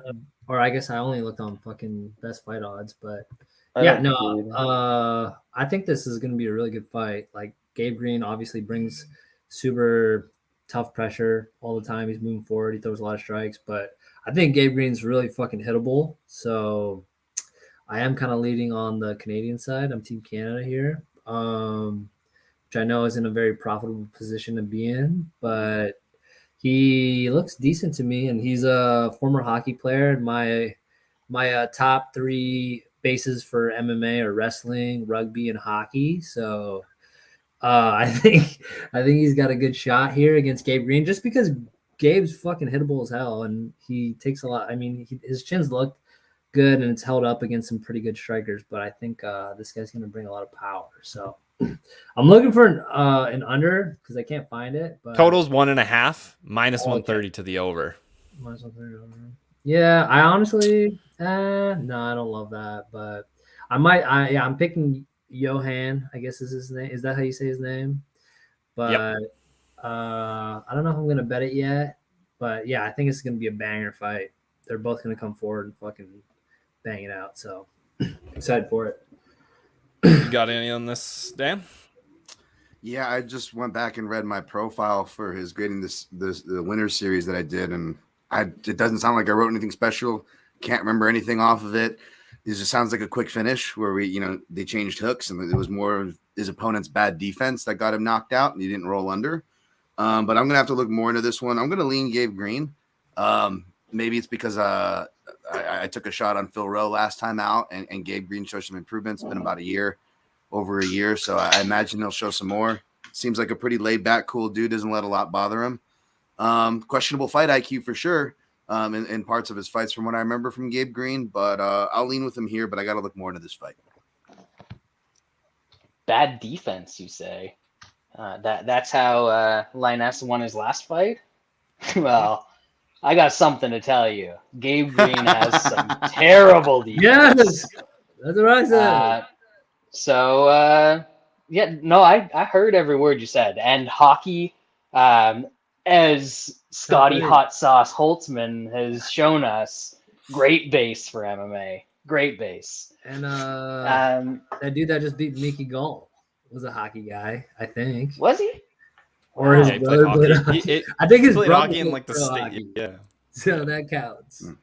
Transitive property. Round one knockout Canada in this one all day. No doubt about it. Like that. That's going to be the easiest bet of the night because Canada's never going to lose an MMA fight again. Lance? Yeah, I don't like that. What happened to you? You used to fade Canada. Shaun staying true. Yeah. I don't get it, Brad. You've changed, man. Canada is so hot right now. Hot right now. It's Ride the wave. Ride the wave. Not hot. I like Green here. I think he's the more well-rounded. And yeah, his defense isn't great, but he's pretty powerful. He finishes most of his fights. And the Canada debuting fighter. What else do we fucking have to say? The line's too low for a debuting Canada fighter. Green. I honestly believe that the minus 123 at Bet Online on Green right now is probably a decent bet. Yeah. But I'm gonna play Canada round one because I'm a patriot. All right. I believe in free speech and patriotism. Oh God. Yeah. I looked at Green inside plus 165. I like that as well. I think he gets a finish here. So how do you decide or play an inside the distance against a guy who's never lost before? Green finishes most of his fights, and it's Canada, and he's gonna come out strong and then just quit, gas, whatever. I don't know how many more times I have to tell you that Canada is never going to lose again. I mean, really, for any Canadian fighting, just getting to the cards is usually a win. So Green inside plus 165. I got to play that. Not sure that we need to get too deep into politics in this podcast. But is Quebec really Canada? I think so. I believe they don't want to beat Canada. Is he even a Canadian? I don't know. Montreal, they're part of Canada. The rest of Quebec, not so sure. Yeah. Anyway, moving on to the flyweight division, we have Shitty Figs taking on something called Daniel Da Silva. Shaun, inform me about these two because I have no clue. Yeah, I mean, obviously the Shitty Figueiredo, we don't need to know much more than that. Daniel Da Silva, you don't really see this very often. 13 fights, all finishes, wins and losses, and he's a 125er. You do not see that very often. The under is 2.5 is plus money, maybe. I mean, the thing is, Shitty Figs has been in the fights have all gone to decision. His 2 in the UFC. So he has a bunch of finishes on his record, but hasn't really shown it at the UFC. I think that's Did he get finished? Did I make that up? No, he rode that decision. Oh. I think, so that's kind of tough. Now. Yeah, Actual that's a bad Canadian. look. That's a bad Ontario. look to that Canadian too. Malcolm Gordon might have started that resurgence right there. I'll pick Da Silva. I think he's a small favorite. I don't really want to bet a side in this. Maybe if I'm feeling degenerate, I'll bet the under. Yeah, Aaron. In MMA, I think you get like a lot of these lines get set just based upon your name. Like there's like 30 Nurmagomedovs, and you can probably get pretty rich fading them on Bellator cards and stuff like that. So I think this is kind of like a similar situation. I know I watched De Silva's last fight. He got conked out by Molina, which is not a good look, obviously. But this Fig doesn't have a ton of power, and he doesn't have great cardio. He's definitely like Walmart Figueiredo. So I'll take the younger and more hungry fighter here. It's a small favorite, so I think I'm gonna bet it. All right, one quick. What the fuck is this guy's name? Is it De Silva? Is it Lacerda? It's one of those. Name? There's lots of Brazilians both like of that. them. Yeah, It's I think it's both. it's all Every four. site has a different name. Same dude. I was confused when I was looking at best fight odds. Maybe I he's was running from confused the at wall. first. I thought that a fight got canceled and another one got Late booked, notice. and then I But realized it's I realized it was the same guy. That's the Brazilian so- way. He probably has like Absolutely. 8 kids. He probably has like 8 kids under Lacerda and then 8 kids under De Silva, and he's trying to dodge Brazilian. Well, and then he's got another 8 because sometimes they go by their nickname. So he's got another 8 under Miojo. So Probably he's got legally. kids. It probably helps him out a little bit. He's responsible for about 26 grand a month in child support payments down Him in and, Brazilian reals. Or Him and whatever they Cowboy use go down out there. together. Yeah, best buds. They go out in the town. He definitely takes Cowboy's sloppy seconds. That's for sure. Yeah, 100%. Dan, how wise of a decision do you think it is to bet against a guy who has fought in both Demolador fight promotion and favela combat? I mean, that sounds like a G. I was just trying to like do a quick translate on Miojo to try to like translate that name because I was gonna base my decision on this fight based off of that, which I may still do. No, but honestly, that under, that kind of makes sense, and I totally agree with Watershow's point because like if you look at the opener, they open Big Fig, Little Fig, however you want to say it, as the favorite. So I don't blame anybody who grabbed a little bit of that dog money. But I'd have to look at it closer and have to feel more confident to lay chalk in this spot just because of the level of guys and whatnot. But I like Daniel Lacerda, Miojo, De Silva, Douglas De Silva, Dion steroids, and Rafa Garcia are like some of my new favorite Brad nicknames. But I'll go with Miojo here and maybe take a peek at that under, which is fleeting plus money. Ramen noodles, baby. There's some solid. Nice. What? What are we doing here? How is this your nickname? Is that real? Nickname. What? Ramen noodles? Like I went That's to solid. an American. It was like Lance Ramen Noodles Official. Like Is that real? Perfect. hell yeah. There's That's a a win right Brazilian there. word for That's ramen. what the Google says. Google's never lied to me before. No, the internet Never. told me Not it's true. once. Yeah. Yeah. That's fun. So his nickname is Ramen Noodles. And honestly, I feel like either that means he's very self-aware, which is a great thing in fighting, or he's completely unself-aware. He's definitely paying and child that's support. probably a great That's thing his in name. fighting too. So I'm going with him because Shitty Fig is very shitty, and I'm never going to bet on him.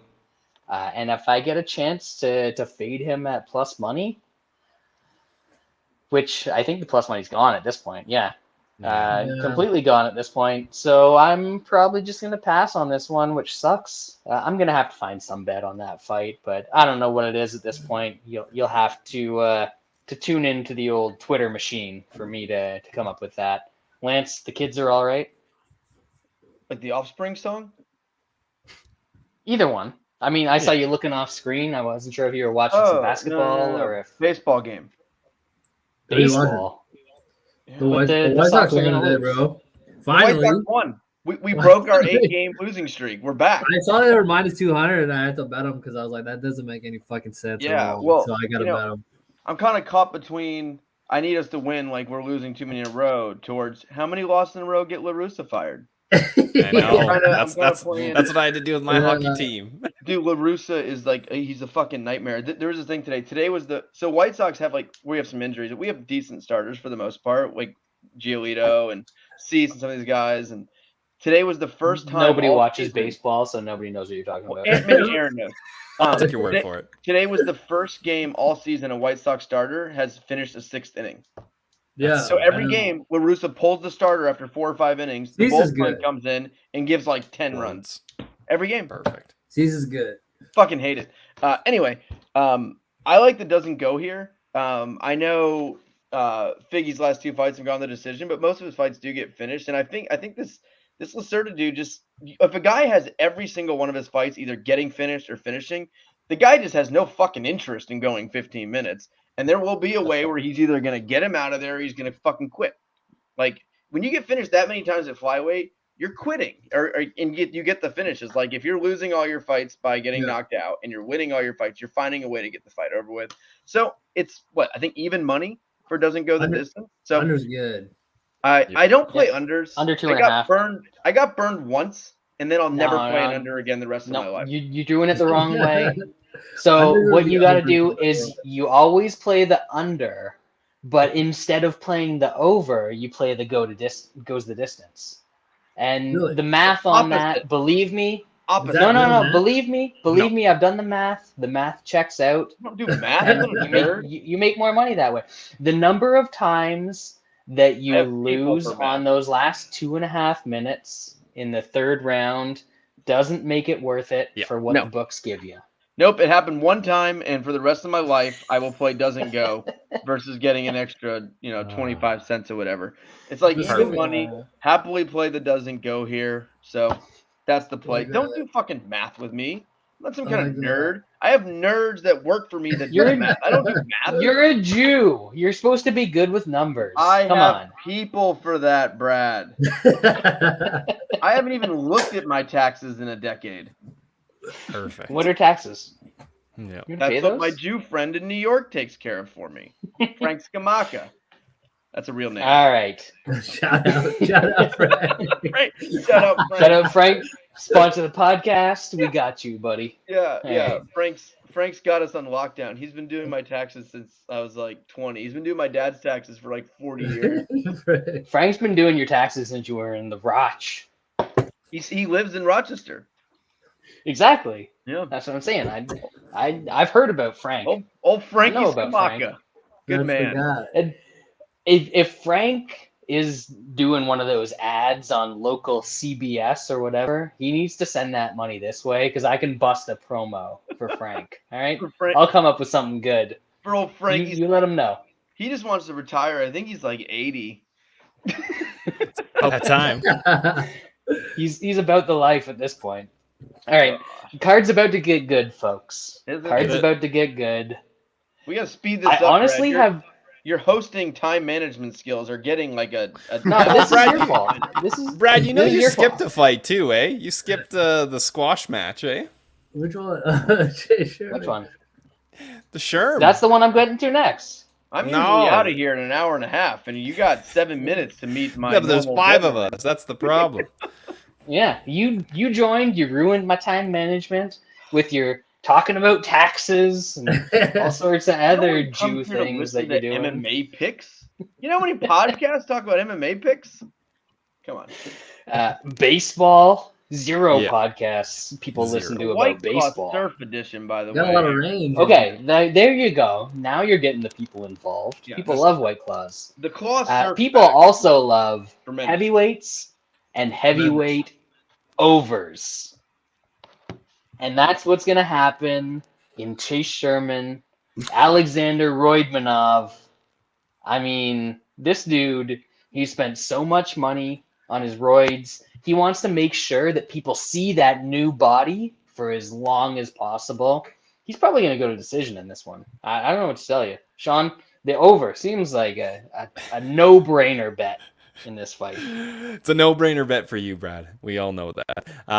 Yeah. Last week I played Romanov sub. It was like -115. I'll probably play it again if it's around there.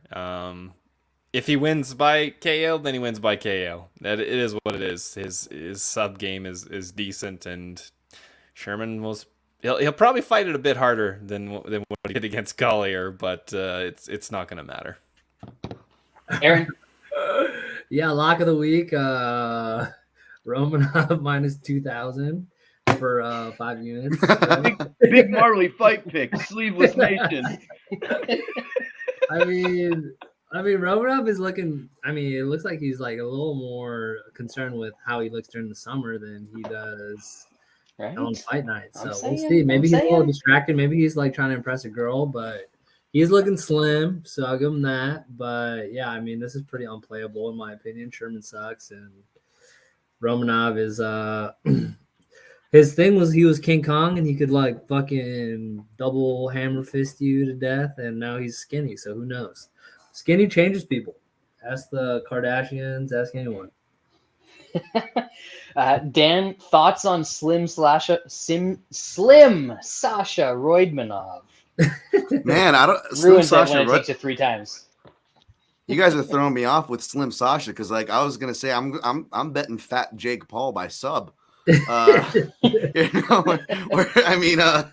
but no. Yeah, you're right. He's looking, you know, a little high and tight. You know, Hot girl summer. You get that, yeah, but you know, that barrel chest miss that he has though is really good for those body lock takedowns that he likes. But I'm gonna go with the sub. I was able to.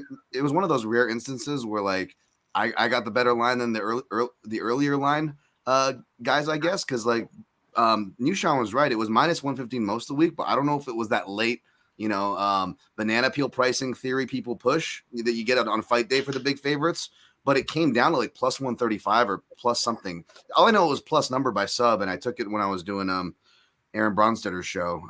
So I'm gonna look for that if it creeps over to plus money, and I'll definitely pull the trigger if I can get some near even or plus money on Romanov sub, because I think he's got to sub him. I think he'll gas himself out trying to ground and pound TKO, and he's not gonna knock him out standing. I mean, it's heavyweight, but Sherman has got that Homer Simpson kind of rope-a-dope thing too, so it's got to be sub or it's going to decision like Brad called it. It's going to decision. I don't know what to tell you. Chase Sherman, he got subbed. He got subbed by the Play-Doh type, Jake Collier last time, but he doesn't get finished a lot early. He's got a bunch of stoppage losses throughout his career, but it usually takes a while. What happened? So, what's going on? Oh, Aaron's isn't working. Everybody else's is.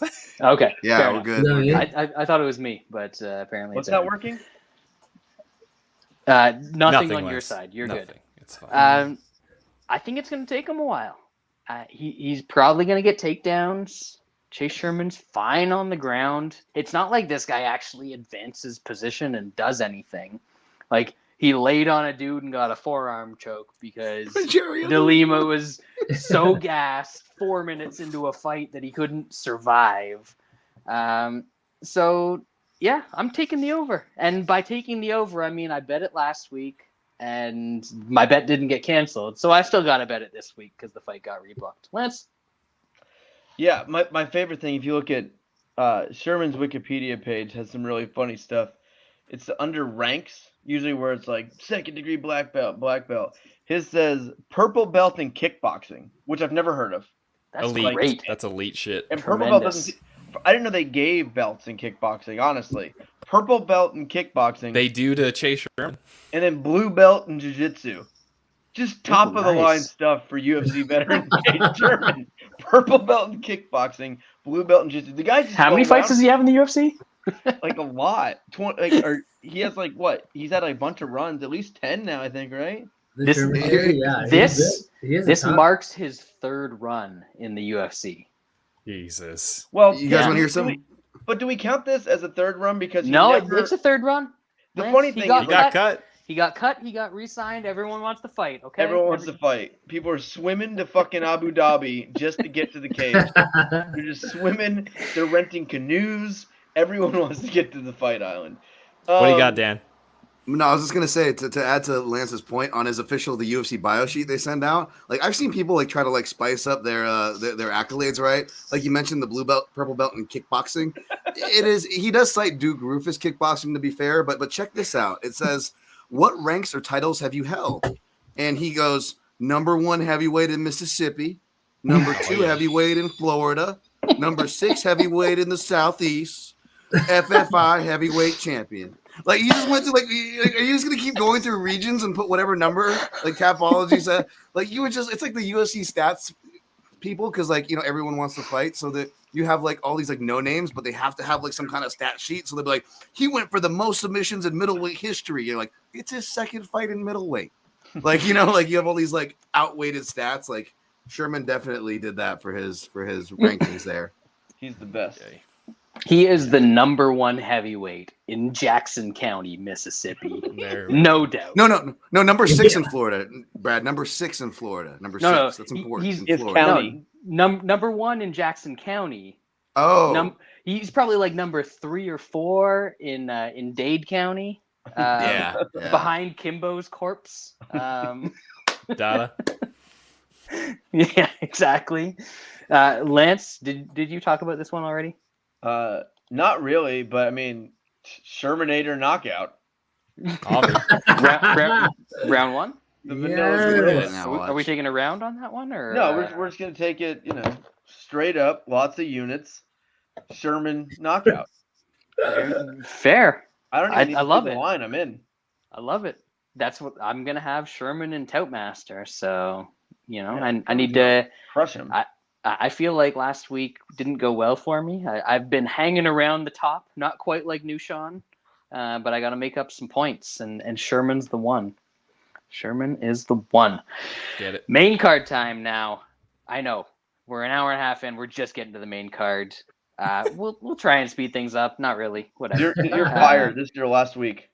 Maybe if you don't show up. once in a So while. if you would show up, then you could run this show. Wow. I'm struggling with life right now. All right, Aw. I got 2 children, Whose fault is very that? demanding dogs. Yeah, that's your and fault. Job. Whose fault is that? And my wife Pull has out. been is in Europe for 15 days. I'm Yeah, if I barely was surviving. your wife, I'd fly to Europe too. Such a tough life. If I wasn't rich, this would be very hard on me. For you go. those who are listening on audio, Lance just threw his hands over his head, exasperated. We He got a did the dog on surrender here? cobra, if you will. But we're in the middleweight division. We're on the main card. Unfortunately, like this fight evens out for me because on one side we're talking about Krzysztof Jotko, and it's Krzysztof Jotko. But on the other side we're talking about the Meerkat, and the Meerkat's awesome. So, Shaun, is this fight going to be awesome, or is it going to be Jotko? I think Meerkat might force a somewhat exciting fight with Jotko. Like I don't like he kind of he does that. He forces you.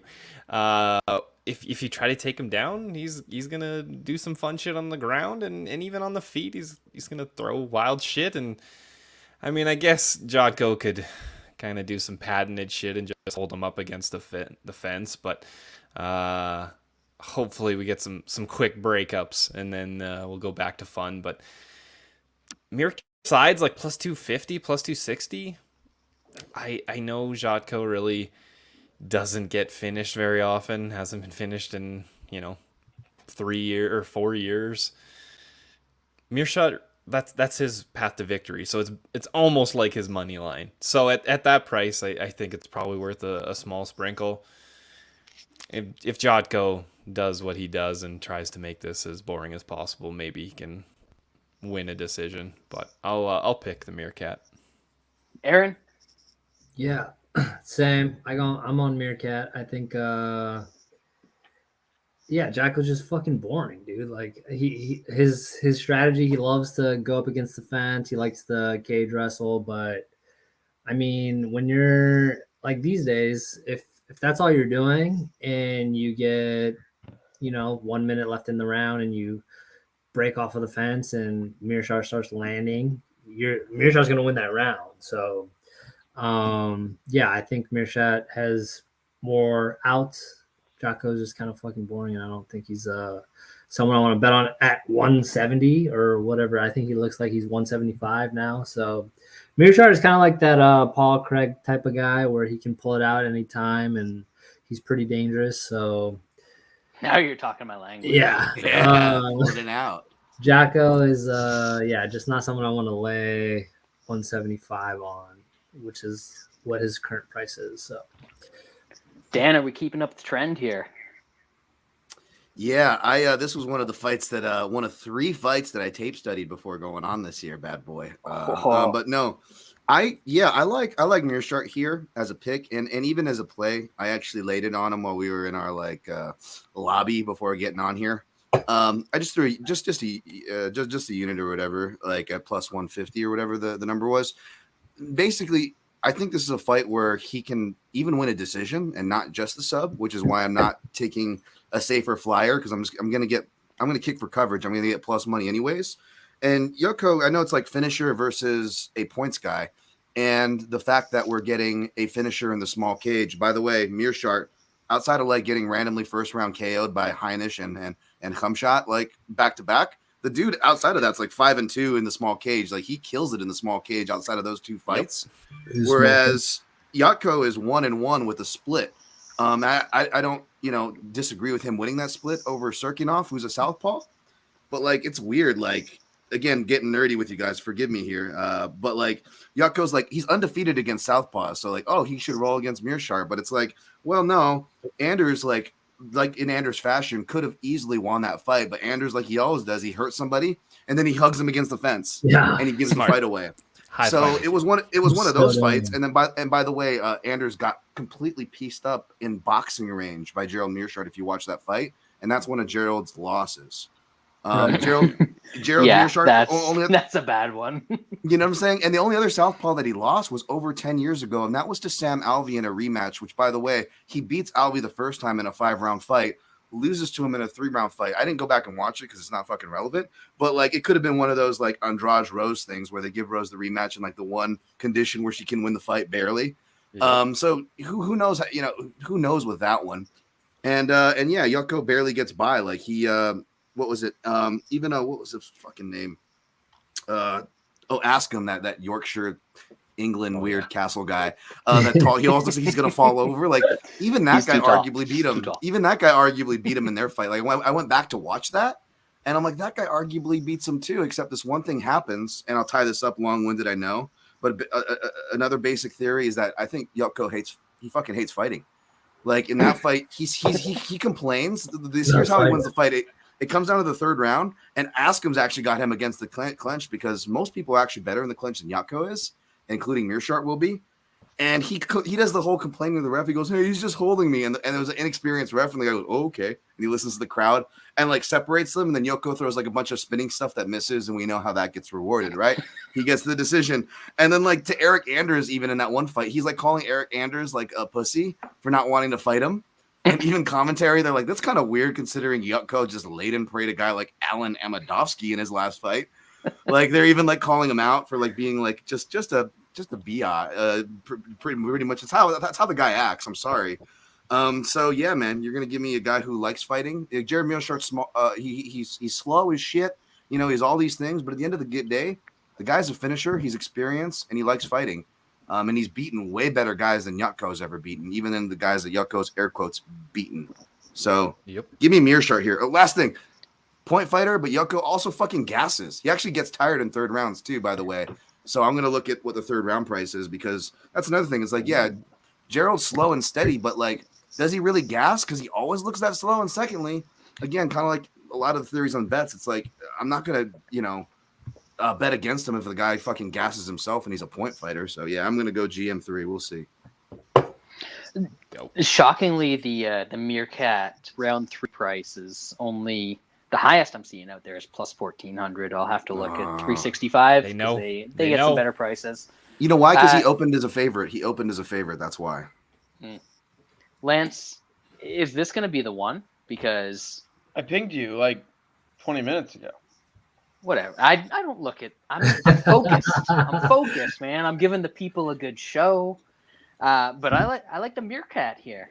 I mean, Jotko's gonna get in there. He's gonna clinch him against the cage, and then he's gonna get threatened with every single front choke that you can think of. And it's gonna be bad for him. It's gonna look bad for him, even if he's pushing Meerkat up against the cage. When they're at distance, Meerkat's beaten better strikers. He's just gonna wing overhand rights until one of them lands. Jotko hates getting punched. As Dan said, he doesn't like to fight.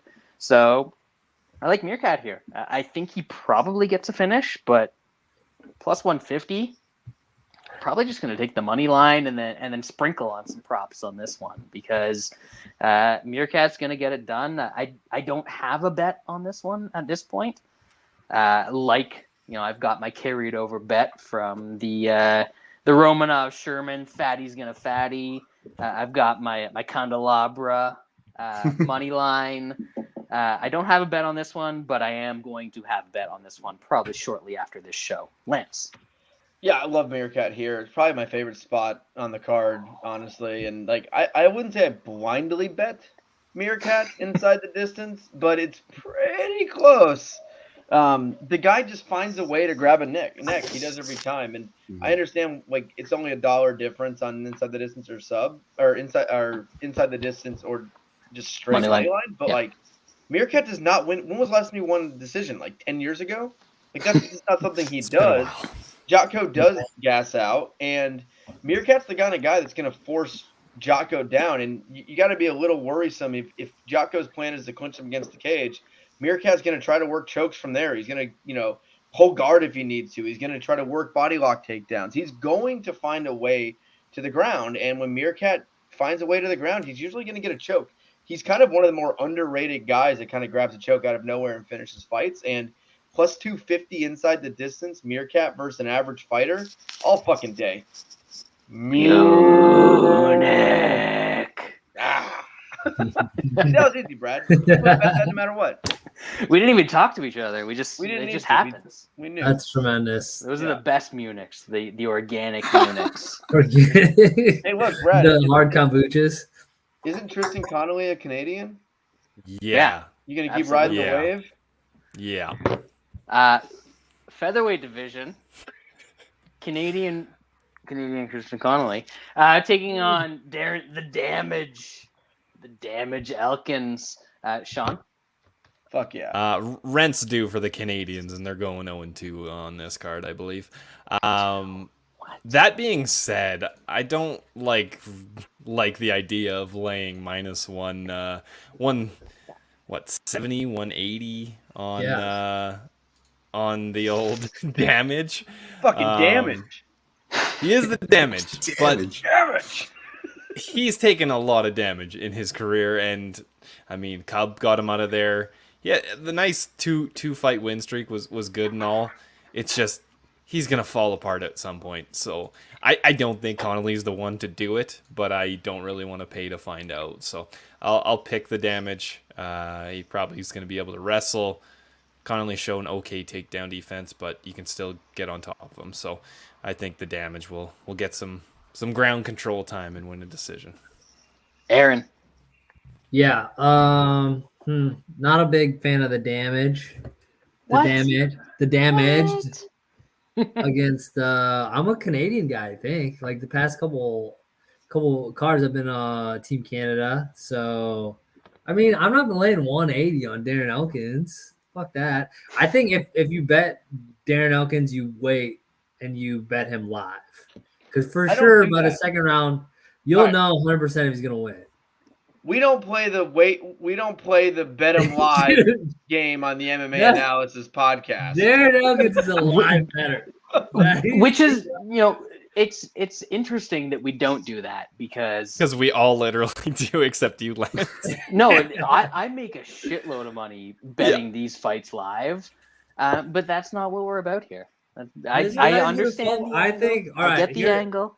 Trending up Canada. Trending down old people who train at Team Alpha Male. There you go. Now we're talking. We're talking. I'm Team fucking Canada here. I'm going Tristan Connelly over old man Darren the Damaged with the D at the end. Elkins. Damn aged. The damn age. Elk age.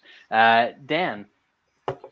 Yeah, I you know, I think there's more interesting spots, but like, I feel like the over, you know, if you're like really desperate, like you're trying to parlay anything, which again, I think there's more single spots on this card that more than enough that you shouldn't have to risk your ass like parlaying anything. But like, yeah, I guess there's the over. Elkins by decision, I think, is another angle plus money if you think like I am, where you know, Connelly, I haven't really seen knockout power from him. He's quietly like just 36 under Elkins 37, but Elkins 37 is like 97. You know, it's like throwing a 97-year-old under a tractor, and then you have Darren Elkins. It's like because he's essentially looks like the Matt Damon doll in Team America. Like that is Darren Elkins. Like, it's virtually identical, Goldie, virtually identical. Like, they have the same vocabulary amount and everything. It's crazy.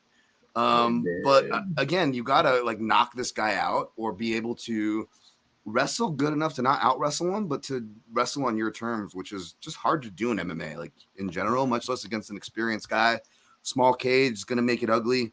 Connelly could surprise, and you know, like I don't know, to use the dreaded value word, you know, values on him, but I'll go Elkins by decision, but I'm probably just gonna stay away from this, even though there's some angles. I definitely get the people that took an Elkins from a minus 140 opener or whatever he was up to the price that he is now. Because honestly, I kind of think Elkins wins this fight. Right. Tristan Connelly is exchange rate Darren Elkins. He's like 0.63 cents of Darren Elkins for every dollar. So I like Elkins here. I actually think the price is kind of low. We've seen what Elkins does to guys at this level for a decade now, and I think he's gonna do it again. So I am not backing Canada here because I'm completely not a homer when it comes to betting and MMA. Very reasonable and objective person. Might actually bet Darren Elkins here. Shocking. Lance? Yeah, I like Elkins here. Elkins is completely washed, but he's washed against guys that have power and can punch him in the face. You don't even really need that much power, but you need a little bit. What is Connelly just? I don't understand how Connelly wins this fight, other than some kind of like lands a big shot, but that's not really his thing. Elkins is the far superior wrestler.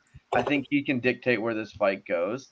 Connelly, like, are people still just banking on that win versus Pereira 3 years ago? Like, is that why people are just high on him? Since then, That's the one. He took 3 years off, had neck surgery, and then lost a fight. And he's about the same age as Elkins. Like, I like Darren in this fight. Like, if he was facing anyone that had any, semblance of power, I would not be playing Elkins here. But I think this is going to be a grappling. I think it's going to be a lot of grappling and slap fighting on the feet. And I think Elkins can dominate in that. So I think at minus 170, I actually think that's a bit low here. I think this is the fight that Darren wins. And I feel like he's always been, outside maybe a little bit here and there, he's kind of been easy to predict the last, I would say, 3 or 4 years with Elkins, whether he's going to win or lose. And if he's facing a guy with no power that can't wrestle very well, I think that's Elkins all day. So I'll have him in a parlay. You guys are talking me into the decision prop here. You guys are talking me into it. I can never talk someone into decision prop. I will die to play it. Like betting baseball unders. I mean, you can't talk yourself into it, but if you listen to your breakdown, that's what you're saying. Elkins third round sub.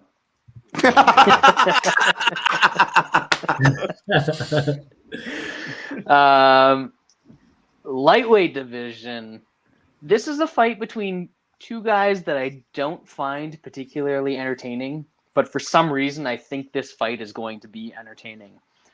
Jared Flash Gordon, one of the many, many MMA fighters who should have died of a drug overdose long ago, but is still around, getting best punched base. In the face. That's best hard base for MMA.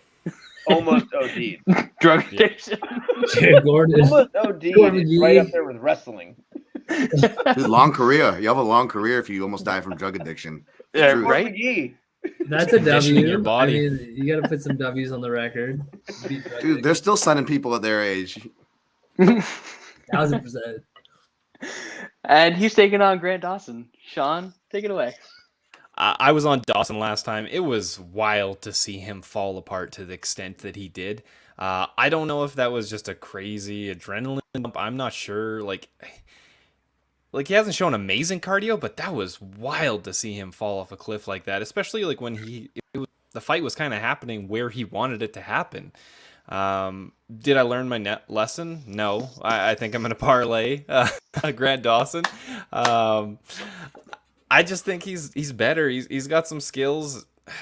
Gordon's won some kind of close-ish fights, but I think Dawson can get him down. I think if Dawson shows a little more of a killer instinct, then we won't have to worry about if the cardio falls off a cliff. So I think Dawson can get a finish here. So I'll probably put him in a small parlay and see if I can play Russian roulette again. Aaron. I think I'm going to take Gordon. I think Dawson's a little too pricey. I mean, just based on the price right now, he's like minus 180. He fell off a cliff a little bit in his last fight. He's a decent wrestler. He's not like a really good wrestler. One of those dudes that trains in Kansas City. Who's the coach there? Kraus. Who, yes. By the way, is like touting fights on TikTok. Have you guys seen that? Is. Yep. So he has his own Discord. So maybe I'll go ask him who he's gonna win. I was gonna say if he doesn't have a bet on I was Grant gonna say Dawson, if he's not betting on fucking Dawson, then we're slamming whoever. We're slamming Gordon because I mean that's it. MMA is the only sport that does that. I was on another podcast talking about MMA betting and shit, and I was like, yeah, it's like the Wild West. It's like pirate shit because you got coaches betting. Like you got fucking Calvin Ridley. He's like banned from the NFL for like 20 years because he put a parlay on his fucking team. And you got coaches betting now. So anyway, I'm gonna go with Gordon because he almost died from a drug overdose, and I think that's those guys have like a little extra edge to them. So go Gordon. I don't know if this is true or not. I'll believe our friend Dixon. Dixon's usually on point. Oh, so you might not get any intel from Kraus this time, unfortunately. Well, I still want to know. I still want to get his insight. His thoughts on it. If he's a join his Discord and be former coach and like he's in tight with the guy, he'd still bet him. Like he'd still back him if he's one of his dudes. Right? If he's betting Gordon, you better back up a Brinks truck on Gordon. Yep. I just fucking think it's hilarious that he has like a Discord and he's like basically a tout. He's a tout. Yep. He's a tout. So I'm anyone that he ever coaches, I'm going to bet against. So tremendous idea because very overrated as a coach. That happened very quickly. The most overrated coach. A couple of years ago during the pandemic. Dan. Yeah, and even if I'm not going to say anything bad about Kraus as a coach per se, but I will say that you guys are spot on with a lot of the things you're saying because even if he's as good as the hype is, it's bad when you have your hands as many, pots or whatever the fuck the saying is. It's bad when you're spinning a bunch of plates, and like that's something Crouch like brags about. He's like, oh yeah, I'm doing real estate, I'm doing this business, I'm doing that business. Now I'm doing touts, I'm doing this podcast, and then like he's like committing to stuff that he can't even keep up with. Like he became the dedicated guy for the Anik and Florian podcast, and then they immediately swapped him out, and they're like, oh, Kraus will be back. But again, I'm like, this guy clearly overextended himself. And B, sometimes I'll listen to that podcast for interviews and certain things, or some of these podcasts, that people are like, why would you listen to UFC Unfiltered or whatever? That's crap. Like, I'm like, well, for my job, I gotta, find these things out. And unless you got the guy like Dixon or whatever that tweets you, hey, this guy moved camp. Like, I gotta figure this S out for myself. And Kraus, I don't know if it was for the Leonardo Santos fight, but one of his guys, whether it was Grant Dawson or not, was facing a grappler. And Kraus on that breakdown show, they're like, okay, we know you're biased, James, but what's your breakdown? He's like, yeah, I know I'm biased. And he's like, I'll say this. I'll be honest. This is a tough matchup for my guy. But, and then I was like, right then, I'm like, okay, that's all I needed to hear. I'm betting against your guy. I'm like, you show the doubt against your own effing guy. And again, that can backfire because Matt Serra and Longo showed doubt against Aljo in between both fights, but he still ended up winning the second one. So it doesn't always mean everything. But that's a spot on point. Anyways, long-winded. I didn't look at this fight yet. I'm going to look to bet Jared Gordon but that could be biased because I was on Ricky Glenn last fight. So I was just like, oh, you got lucky, Grant. You got lucky. So I don't know. I'm going to look at Jared Gordon. We'll see where I end up. I think I've said this for a while, that Grant Dawson is a horrible athlete, and I've been looking for a spot to fade him. Mm-hmm. I think a durable guy with good cardio who's going to keep coming forward, can wrestle a little bit, isn't a great wrestler, but is just going to keep fighting through it. I think this might be the spot to fade him. So I'm going to take a little shot on Jared Gordon, but there's also one of my books out there, 365, has a draw at plus 8,000. Which is higher than most draw lines. Yeah. And given what we saw in Dawson's last fight and the way that Gordon comes on late in fights, I'm going to take a little sprinkle on a plus 8,000 draw on this one, because if you're not tuning in to this show for bets like an 8,000 draw, what are you tuning in for? Lance? Damn, Gordon's sub at FanDuel is 34-1. That's kind of crazy. I've never seen that's did you say crazy. Can't happen? No, that'll never happen. Yeah, it's still wild. I've never seen them at 30. He'll knock him out if he gets a finish. Dawson might pass out and just give up. I mean, sub, Gordon round 3 at FanDuel is plus 2,900. That's the one to play. That's probably the play. I'm more with Shaun than the rest of you guys. I know the end of that fight wasn't great for Dawson in his last fight, but when I look at, if you're picking Gordon, you're just 100% hoping he gasses out. Because when you look at the skill level of these two guys, I don't think it's all that close. Like they're both unathletic white dudes. I mean, come on, what are we doing here? He's a better wrestler though. He can dictate. He'll get the fight to the ground. If he does not gas out, this is going to be easy fucking work with him. Gordon is not a threat. He doesn't have great jiu-jitsu. He doesn't have big power. He's not a very skilled fighter. Gordon's the guy that kind of finds a way to get a win when he's supposed to. He's not going to win when he's not supposed to. And that's kind of been his MO. And I don't think he's the kind of guy that's going to just get a shock finish or anything like that. And I think we can't just bet on Dawson having, like, what we saw to Dawson third round. We hadn't seen a lot of that early in his career. Maybe it was just a night. Right? It was a night. It was a round. Maybe it was just because he was fighting Derek Minner. Whatever it is. I mean, look at who the fuck Gordon's been facing. Like, give me a break. Killers. Yeah, Danny Vera. Chris Fishgold. Yeah, what happened versus Do Bronx? Yeah. Yo, one round against Do Bronx is. Yeah. You know what? I've always said that Grant Dawson is the next Do Bronx. I've always said that. A lot of similarities. True. I just think when I'm looking, if assuming he does not gas out like he did in that last fight in the third round, Dawson is way, way, way more skilled, dictates where the fight is, much better grappler, and Gordon's just not a finisher at all. I think Dawson's going to win. Maybe he loses the third round, but I don't think it's going to look like it did versus Glenn. But honestly, I think Dawson easily wins all 3 rounds. And very possible Dawson gets a sub in the first or second round. Also, if you're looking for webcams, chats, hot girls and boys, check the chat room. We got some links in there. Oh, now we've made it. We're at the big time now. George Johnstone, one of the listeners, said, "You guys know you've made it when your podcast is getting spam with porn links."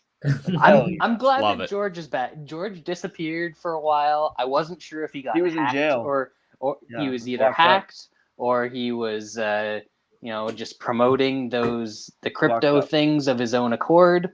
But we love George here. So we got a minute and a half to cover 3 fights. Oh, let's do it. Andre Fili, Joe Anderson, Brito, featherweight division. Go, Shaun, go. I'm surprised that this, like, the price is coming down on Fili. I'm a bit surprised by that, just because he's the known commodity. Maybe these people know something that I don't.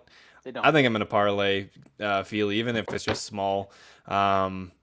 He's shown good takedown defense. I know, like, he got dominated by old Bryce Mitchell, but as we've seen, Mitchell's a fucking really good grappler. So I don't really hold. Competitive. That was more and he was doing a good job with it. Like, it was yeah, it's if you look at the stats, it doesn't really tell the whole story on that fight. But so yeah, I think he can keep this on his feet, and on the feet, he's just a much better fighter. So small parlay, just because I don't know, I don't like to overextend on some of these lesser known guys, but I think Fili gets a win there. Aaron. Yeah, I think Fili pretty easy. I think he's pretty good. Alpha Male is probably best fighter at this point. Would you say, other than Lance's the damage? fighter, other than Lance's favorite fighter, Macy Barber? I think. I think Fili's like the best they got. So he's solid, and he's. You mean Macy, the future Barber? The future Barber. There you go. He got fucked by Bryce Mitchell, but that's not like a. It's not like a negative. I don't think. Brito. Lots of things have been fucked by Bryce Mitchell in his time. That's true. Like a shoe box, a Kleenex box, squirrel, a drill. No, the drill fucked him. He didn't. Right. Yeah. So yeah, I think Fili pretty easy. I mean, the odds are. I mean, yeah, dropping I think is a little ridiculous. I think he should win this, no problem. Dan? Yeah, didn't look into this one yet, but leaning to Fili. I don't blame Nushan or anybody wanting to use Fili for a parlay piece, because like my initial was like, oh, over is probably the safest angle, but even the over is more expensive than Fili money line. Yeah, and I don't really see anything on Brito that's gonna win, so I'm like, oh yeah, might as well just play Fili at that point. So Fili. Yeah, there's one place that has Brito inside at plus 1,000. And if he wins, I think a lot of people forget this, but Andre Fili used to get finished in spectacular fashion. That used to be his claim to fame as a fighter. I think he's gotten past that, and I think he's going to win this fight. But if you are playing Brito, you got to be looking at some sort of finish prop. Yeah. I don't think it happens here. I think Fili takes over. It gets a little touchy in the later rounds, and he's just a superior fighter. Lance? Fili, I think he everywhere, whatever he wants. I think he's just better everywhere in this fight. If he starts getting hit in the feet, he can take it down. I just think he's way better competition. And Fili's you know what you're getting out of Fili. So I think you can trust him in this spot. Line seems a little bit low. I was actually, of all like the bigger favorites, I was kind of surprised this one wasn't a little bit larger here. So I like Fili a good bit. Yeah, bet online minus 217 right now. Like that's a good parlay piece, I think. Anyways, co-main event. We're getting to the good shit now, folks. Heavyweight division. Cake, the Plato type, Collier, taking on the legend. $500K for this, just for showing up. Andre Arlovski. Nobody gets paid like Arlovski gets paid. Shaun, how are we doing this? I mean, what we've seen, it's Arlovski by decision. It's wild that the price on him by decision's like it's coming down. There's like it's plus 125 at some spots, and he's a minus 140 favorite. Like that's insane for a heavyweight. I'll pick Arlovski. I don't know. It's not enough for me. If I'm gonna play Arlovski decision, I need some like plus 170, maybe plus 200, and I just don't think we're gonna get that anymore. Aaron, I got Collier for sure. Is he gonna finish him? I've been fading Arlovski for like the past 5 fights, so I just gotta keep going. I gotta keep going. I'm on the Martingale system at this point, so double it. I mean, I was on whoever he fought last, the dumb dude. That was a bad bet. Whatever the last one was, bad bet. This one, great bet. I thought he won the last one, so yeah, no, I mean, dude, fucking plus 130, yeah, all day, Collier. Dan. Man, I know. This is one where I'm picking Arlovski for sure, but it's like, do I want to play it? I think this could be a good news, at least for me, recently, where things have been priced out of range, and then it ended up being good that I stayed away because I would have lost. And I feel like the Arlovski decision prop's one of those, because I actually feel like this could be one of the fights where Arlovski could actually get the finish because of what Jake Collier does. Like Jake Collier, whether it's light heavyweight, middleweight, or heavyweight, like he gets himself hurt, win or lose, like in the beginning of fights because he's just so dang aggressive. And he's like not the most athletic guy, but he brings athletic attributes to heavyweight, which is like cool. It's like a cool gimmick. It's like his thing for sure. But you're not going to have those attributes against an actual heavyweight who's an actual athlete like Arlovski. And I know Arlovski's old. He's 10 years older, 43 to Jake Collier's 33. But this is the division to be an old man. I got burned betting an old man last week in the co-main event, but this is actually the old man's division. And going back to watch Jake Collier's stuff, which I actually did, Lord help me, I just noticed that, yeah, anybody who could like competently counter, use their lead hand and throw to the body is like this dude's stylistic kryptonite, right? And that's all Arlovski does now, is he works off his lead hand because he finally got away from Jackson Wink, who just told him to throw ponies all day, and which meant Arlovski just ended up throwing his right hand all day. But yeah, he actually uses his lead hand now at American Top Team. He uses his footwork, which still translates to decision wins in the small cage. So it's not like, Jotko, where it's like he really needs the big cage.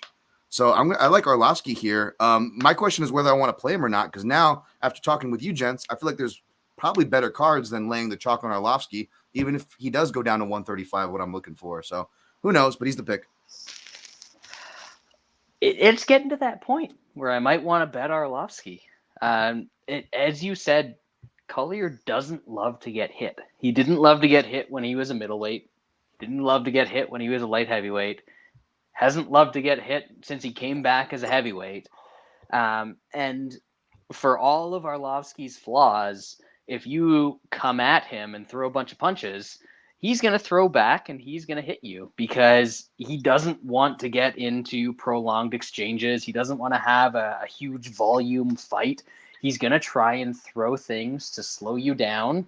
And I think he's going to be able to accomplish that against Collier. I don't think that Collier has this like dogged, come forward, throw a million strikes in a fight kind of approach that people think he has based on what we've seen in his recent UFC run. I think that Arlovski's going to be able to slow this down like every fight that he's able to slow down. Maybe he catches something. I mean, but come on. We're talking about Andre Arlovski at 48 million years old. So probably Arlovski decision. If it gets down to like minus 120 or something like that, I'm going to take it straight. Lance? Sure. Man, the fact that this is the co-main, like Arlovski, we didn't talk about that. We're trying to avoid that. He's turned into like, he's the most boring fighter who's ever lived at this point. Yeah. I'm taking fucking Collier. I don't think Collier is going to be the guy that stands around and stares at Arlovski. That just doesn't seem like his style. I think he's the guy that's going to charge at him and throw. Arlovski's 78 years old. And the fact that you think Arlovski could beat another man unconscious in a fight is ridiculous. He does nothing. He does absolutely nothing. And everyone just stares at this fucking guy. And I don't think Collier's that guy. I like Collier here. He's plus money, so I'm gonna be betting on Jake Collier. Main event. Finally, it took us 2 hours. Hurry up. 7 minutes. It's your fault. It's your fault. Think if we took 20% away from this podcast, Lance, we would be well under 2 hours. My breakdowns combined have been 4 minutes. This is your fault. Your breakdowns have been 4 minutes, but you talking about the other other bullshit. I'm trying to stop people from sleeping. Oh, okay. The people love it. People love it. Main event, good fight. Bantamweight division, of course. Best division in MMA. Rob Font, Marlon Vera. Shaun, closely lined fight. How do you see it? It's going to be a fun one. I think Rob Font's probably going to come out and throw a lot of jabs and have some success early. I'm curious what he's going to look like a little later on in the fight. Vera's tough. I don't think he's going to get finished. Font's shown a pretty good chin and body for damage. So it is 5 rounds though. So those later rounds might show some weakness there. I just think Vera coming forward, throwing the variety of strikes that he's going to do is going to be a little more than the hands of Rob Font. So as an underdog, I gotta take Marlon Vera. Aaron. Yeah, Sam, I'm on Vera. I think as an underdog, he's a good look. Both these guys are pretty well matched up. Font's like a good boxer. He's got a good jab, but I think Vera's a little more well-rounded. And Vera does start a little slow, and he picks up a little bit at the end. So, I know we're not live bet guys here, but it might be a guy you might want to jump in on after the first round. But yeah, no, I like Vera. He's tough, and he's what's the over here? I'm thinking both these guys are pretty tough. Over goes to decision like minus 150. Yeah, not great. I mean, there's a goes decision. There's a minus 125 on not terrible. Whatever ref is. So Bet online. Yeah, Bet online. Yeah. So, yeah, I mean, yeah, I got Vera here. I think they both match up pretty evenly, and he's a decent dog. So I'll take Vera. Dan.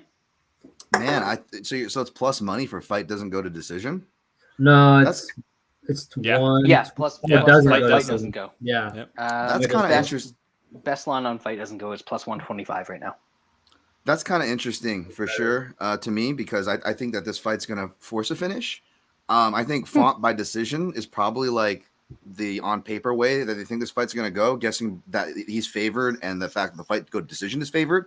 So that line of thinking makes sense if you're of that line of thinking, but I am not. Font's gotten a lot better at dealing with problems that have troubled him. And without getting into a long spiel, both these guys deal with the same problems, except one of the common themes for Font is fighters who just don't give a F and want to pressure him really mess him up. Even when he's messing those fighters up, like Lineker, Pedro Munoz, as Michael Bisping likes to say. You mean Tyson Pedro Munoz? Yeah, Tyson Pedro Munoz. But I think that, Vera fits the bill. He's got that stupid durability. Like, if you look at the shots that he got hit by Song Yadong, that was part of the reason why I wasn't crying robbery, because I don't get swayed by the commentary like everybody seems to, for one. And for two, like, those shots were really hard. And now seeing what Yadong's done, and I know Moraes' shot and yada, yada. But Yadong's done a lot of things over the years, Dan. It's definitely hit hard, Yadong. And seeing the damage that it's done, and it's kind of death toll, if you will, I'm like, this guy's got a dang chin on him. And I'm a big Rob Font fan, but I don't blame people who are casting suspicion to his power, saying perhaps it's a bit overrated. Perhaps it hasn't performed up to par. This could be an opportunity for Font to remind the masses of his power. And if he is going to win, I think he's going to have to win by knockout. I think he's going to do well early. So like Aaron was saying, live betting, if you like the Cheeto side, because I like the Cheeto side, and I think that you'll probably get an even better number on him, because I think Font's going to do really well. I just don't think he's going to be able to hold it together in a small cage. You saw it with Garbrandt and Aldo. His wrestling's better, but he'll still be forced into panic shots. The same thing that got him guillotine against Pedro Munoz, right? Like, why would you do that? So I don't trust him not to do it here. I think he's going to, get some panic shot off, or if Marlon Vera does hurt him, then Font's going to shoot. The point is, Vera's going to hurt him, and Font's probably going to shoot himself into a submission. So I put a unit on Vera at plus 115, and I sprinkled a little bit of a quarter unit on sub at one house at plus 600. And then my other house that doesn't offer sub, only inside the distance, at plus 300. I put 0.33U on that. Yeah, I struggle to see what Rob Font can do in this fight. Like, Rob Font can have success in this fight, but I struggle to see what he can do to stop Marlon Vera from implementing Marlon Vera's game plan, which is come forward, pressure, throw hands, throw leg kicks, make it dirty. And I think that Font has always struggled with that. Going back to when he's been fighting flyweights like John Lineker. Although John Lineker's not really a flyweight. I mean, that man's a thing unto himself. But guys that pressure Vera or that pressure Font eventually get through, and isn't necessarily getting through and finishing him, but it's getting through and stopping Font from throwing the jabs and playing the prettier game and outpointing guys. So I think Vera can do that, whether it's through just pressure striking, getting into the clinch, grappling a little bit. I think he has edges in all of those areas. So I like Marlon Vera. I think it's probably a decision. I know that, Dan, you might make me reconsider this, but I'm looking at the decision prop. I don't think he gets a finish here, but I think he does get a win that becomes increasingly more impressive as the rounds go through. Lance. Yeah, when I originally saw this out, I kind of originally thought Font but like I've been an anti-Font guy forever. I've always hated this guy. I felt like he just wasn't very good. I've always felt his power was completely non-existent, and that he just shows well when he gets in the boxing range and people don't pressure him, and that's when everyone starts falling in love with Font. Like it's kind of like almost like Calvin Kattar in a way, where his boxing looks really smooth in the feet, except Kattar's just much better. Like when you watch Font strike at times, you're like, God, this guy's got really good hands. He's very, very sound with his boxing. He's very technical, but he doesn't do anything extremely well. And I think when you are a striker without power, which is what I would classify Font as, you find yourself in trouble. And I'm not a huge Chito Vera fan, but like I like guys that don't give a fuck. And Chito Vera kind of falls into that category. And I feel like it's going to be pressure. I think he's going to be pressuring him. If this fight does hit the ground, I think Chito has an edge there. I think if he gets on top of him, I think his ground and pound's a lot better. And I don't know. I just feel like Chito has more ways to be successful here. And I can't see him just eating a shot from Font. So I think this thing's going to go pretty deep. And I have more faith in Chito Vera here to make this thing ugly, make it dirty. And Font's getting up there in age. He's 34 now. He's coming off a loss that eliminated him for at least a while, if not ever, from kind of contention. And I feel like when you get to that age and you lose that kind of fight, like where does the motivation start to come from? If you know, like, hey, I'm as close to getting to this pinnacle, to this title shot, mid-30s now. Was that it? Was that the last time he has a chance? In a fight he probably a lot of people thought he was going to win going into. So I like Chito Vera here. I don't know about the finish. I'm not confident one way or the other in a finish here. I just think like Chito Vera is going to do more. I don't think Font's going to land the shot, and I think at plus money it's worth a shot on Chito here. Yes, sir. That makes Chito Vera the 5-way consensus bet of he's the fucked. week. I'm loading up on Font. Let's go. Yeah. That amazing breakdown I just gave was all a lie. We're due for a win. We started hot at the start of the year and we've been ice cold, so it's time to turn it around. Cheeto plus 120 consensus bet of the week. Longest episode in MMA analysis history. You're fired. It's all Lance's fault. Don't worry. Fuck that guy. Maybe he'll be back next week for a Do Bronx better fight. You never know. He might not show up. Yep. Let's go. Aaron, Dan, we appreciate you guys showing up. Yeah. Everybody, we appreciate you guys for listening. And we'll be back next week for Do Bronx in a real card. Don't worry, I'll be hosting. We won't take this long. We love you.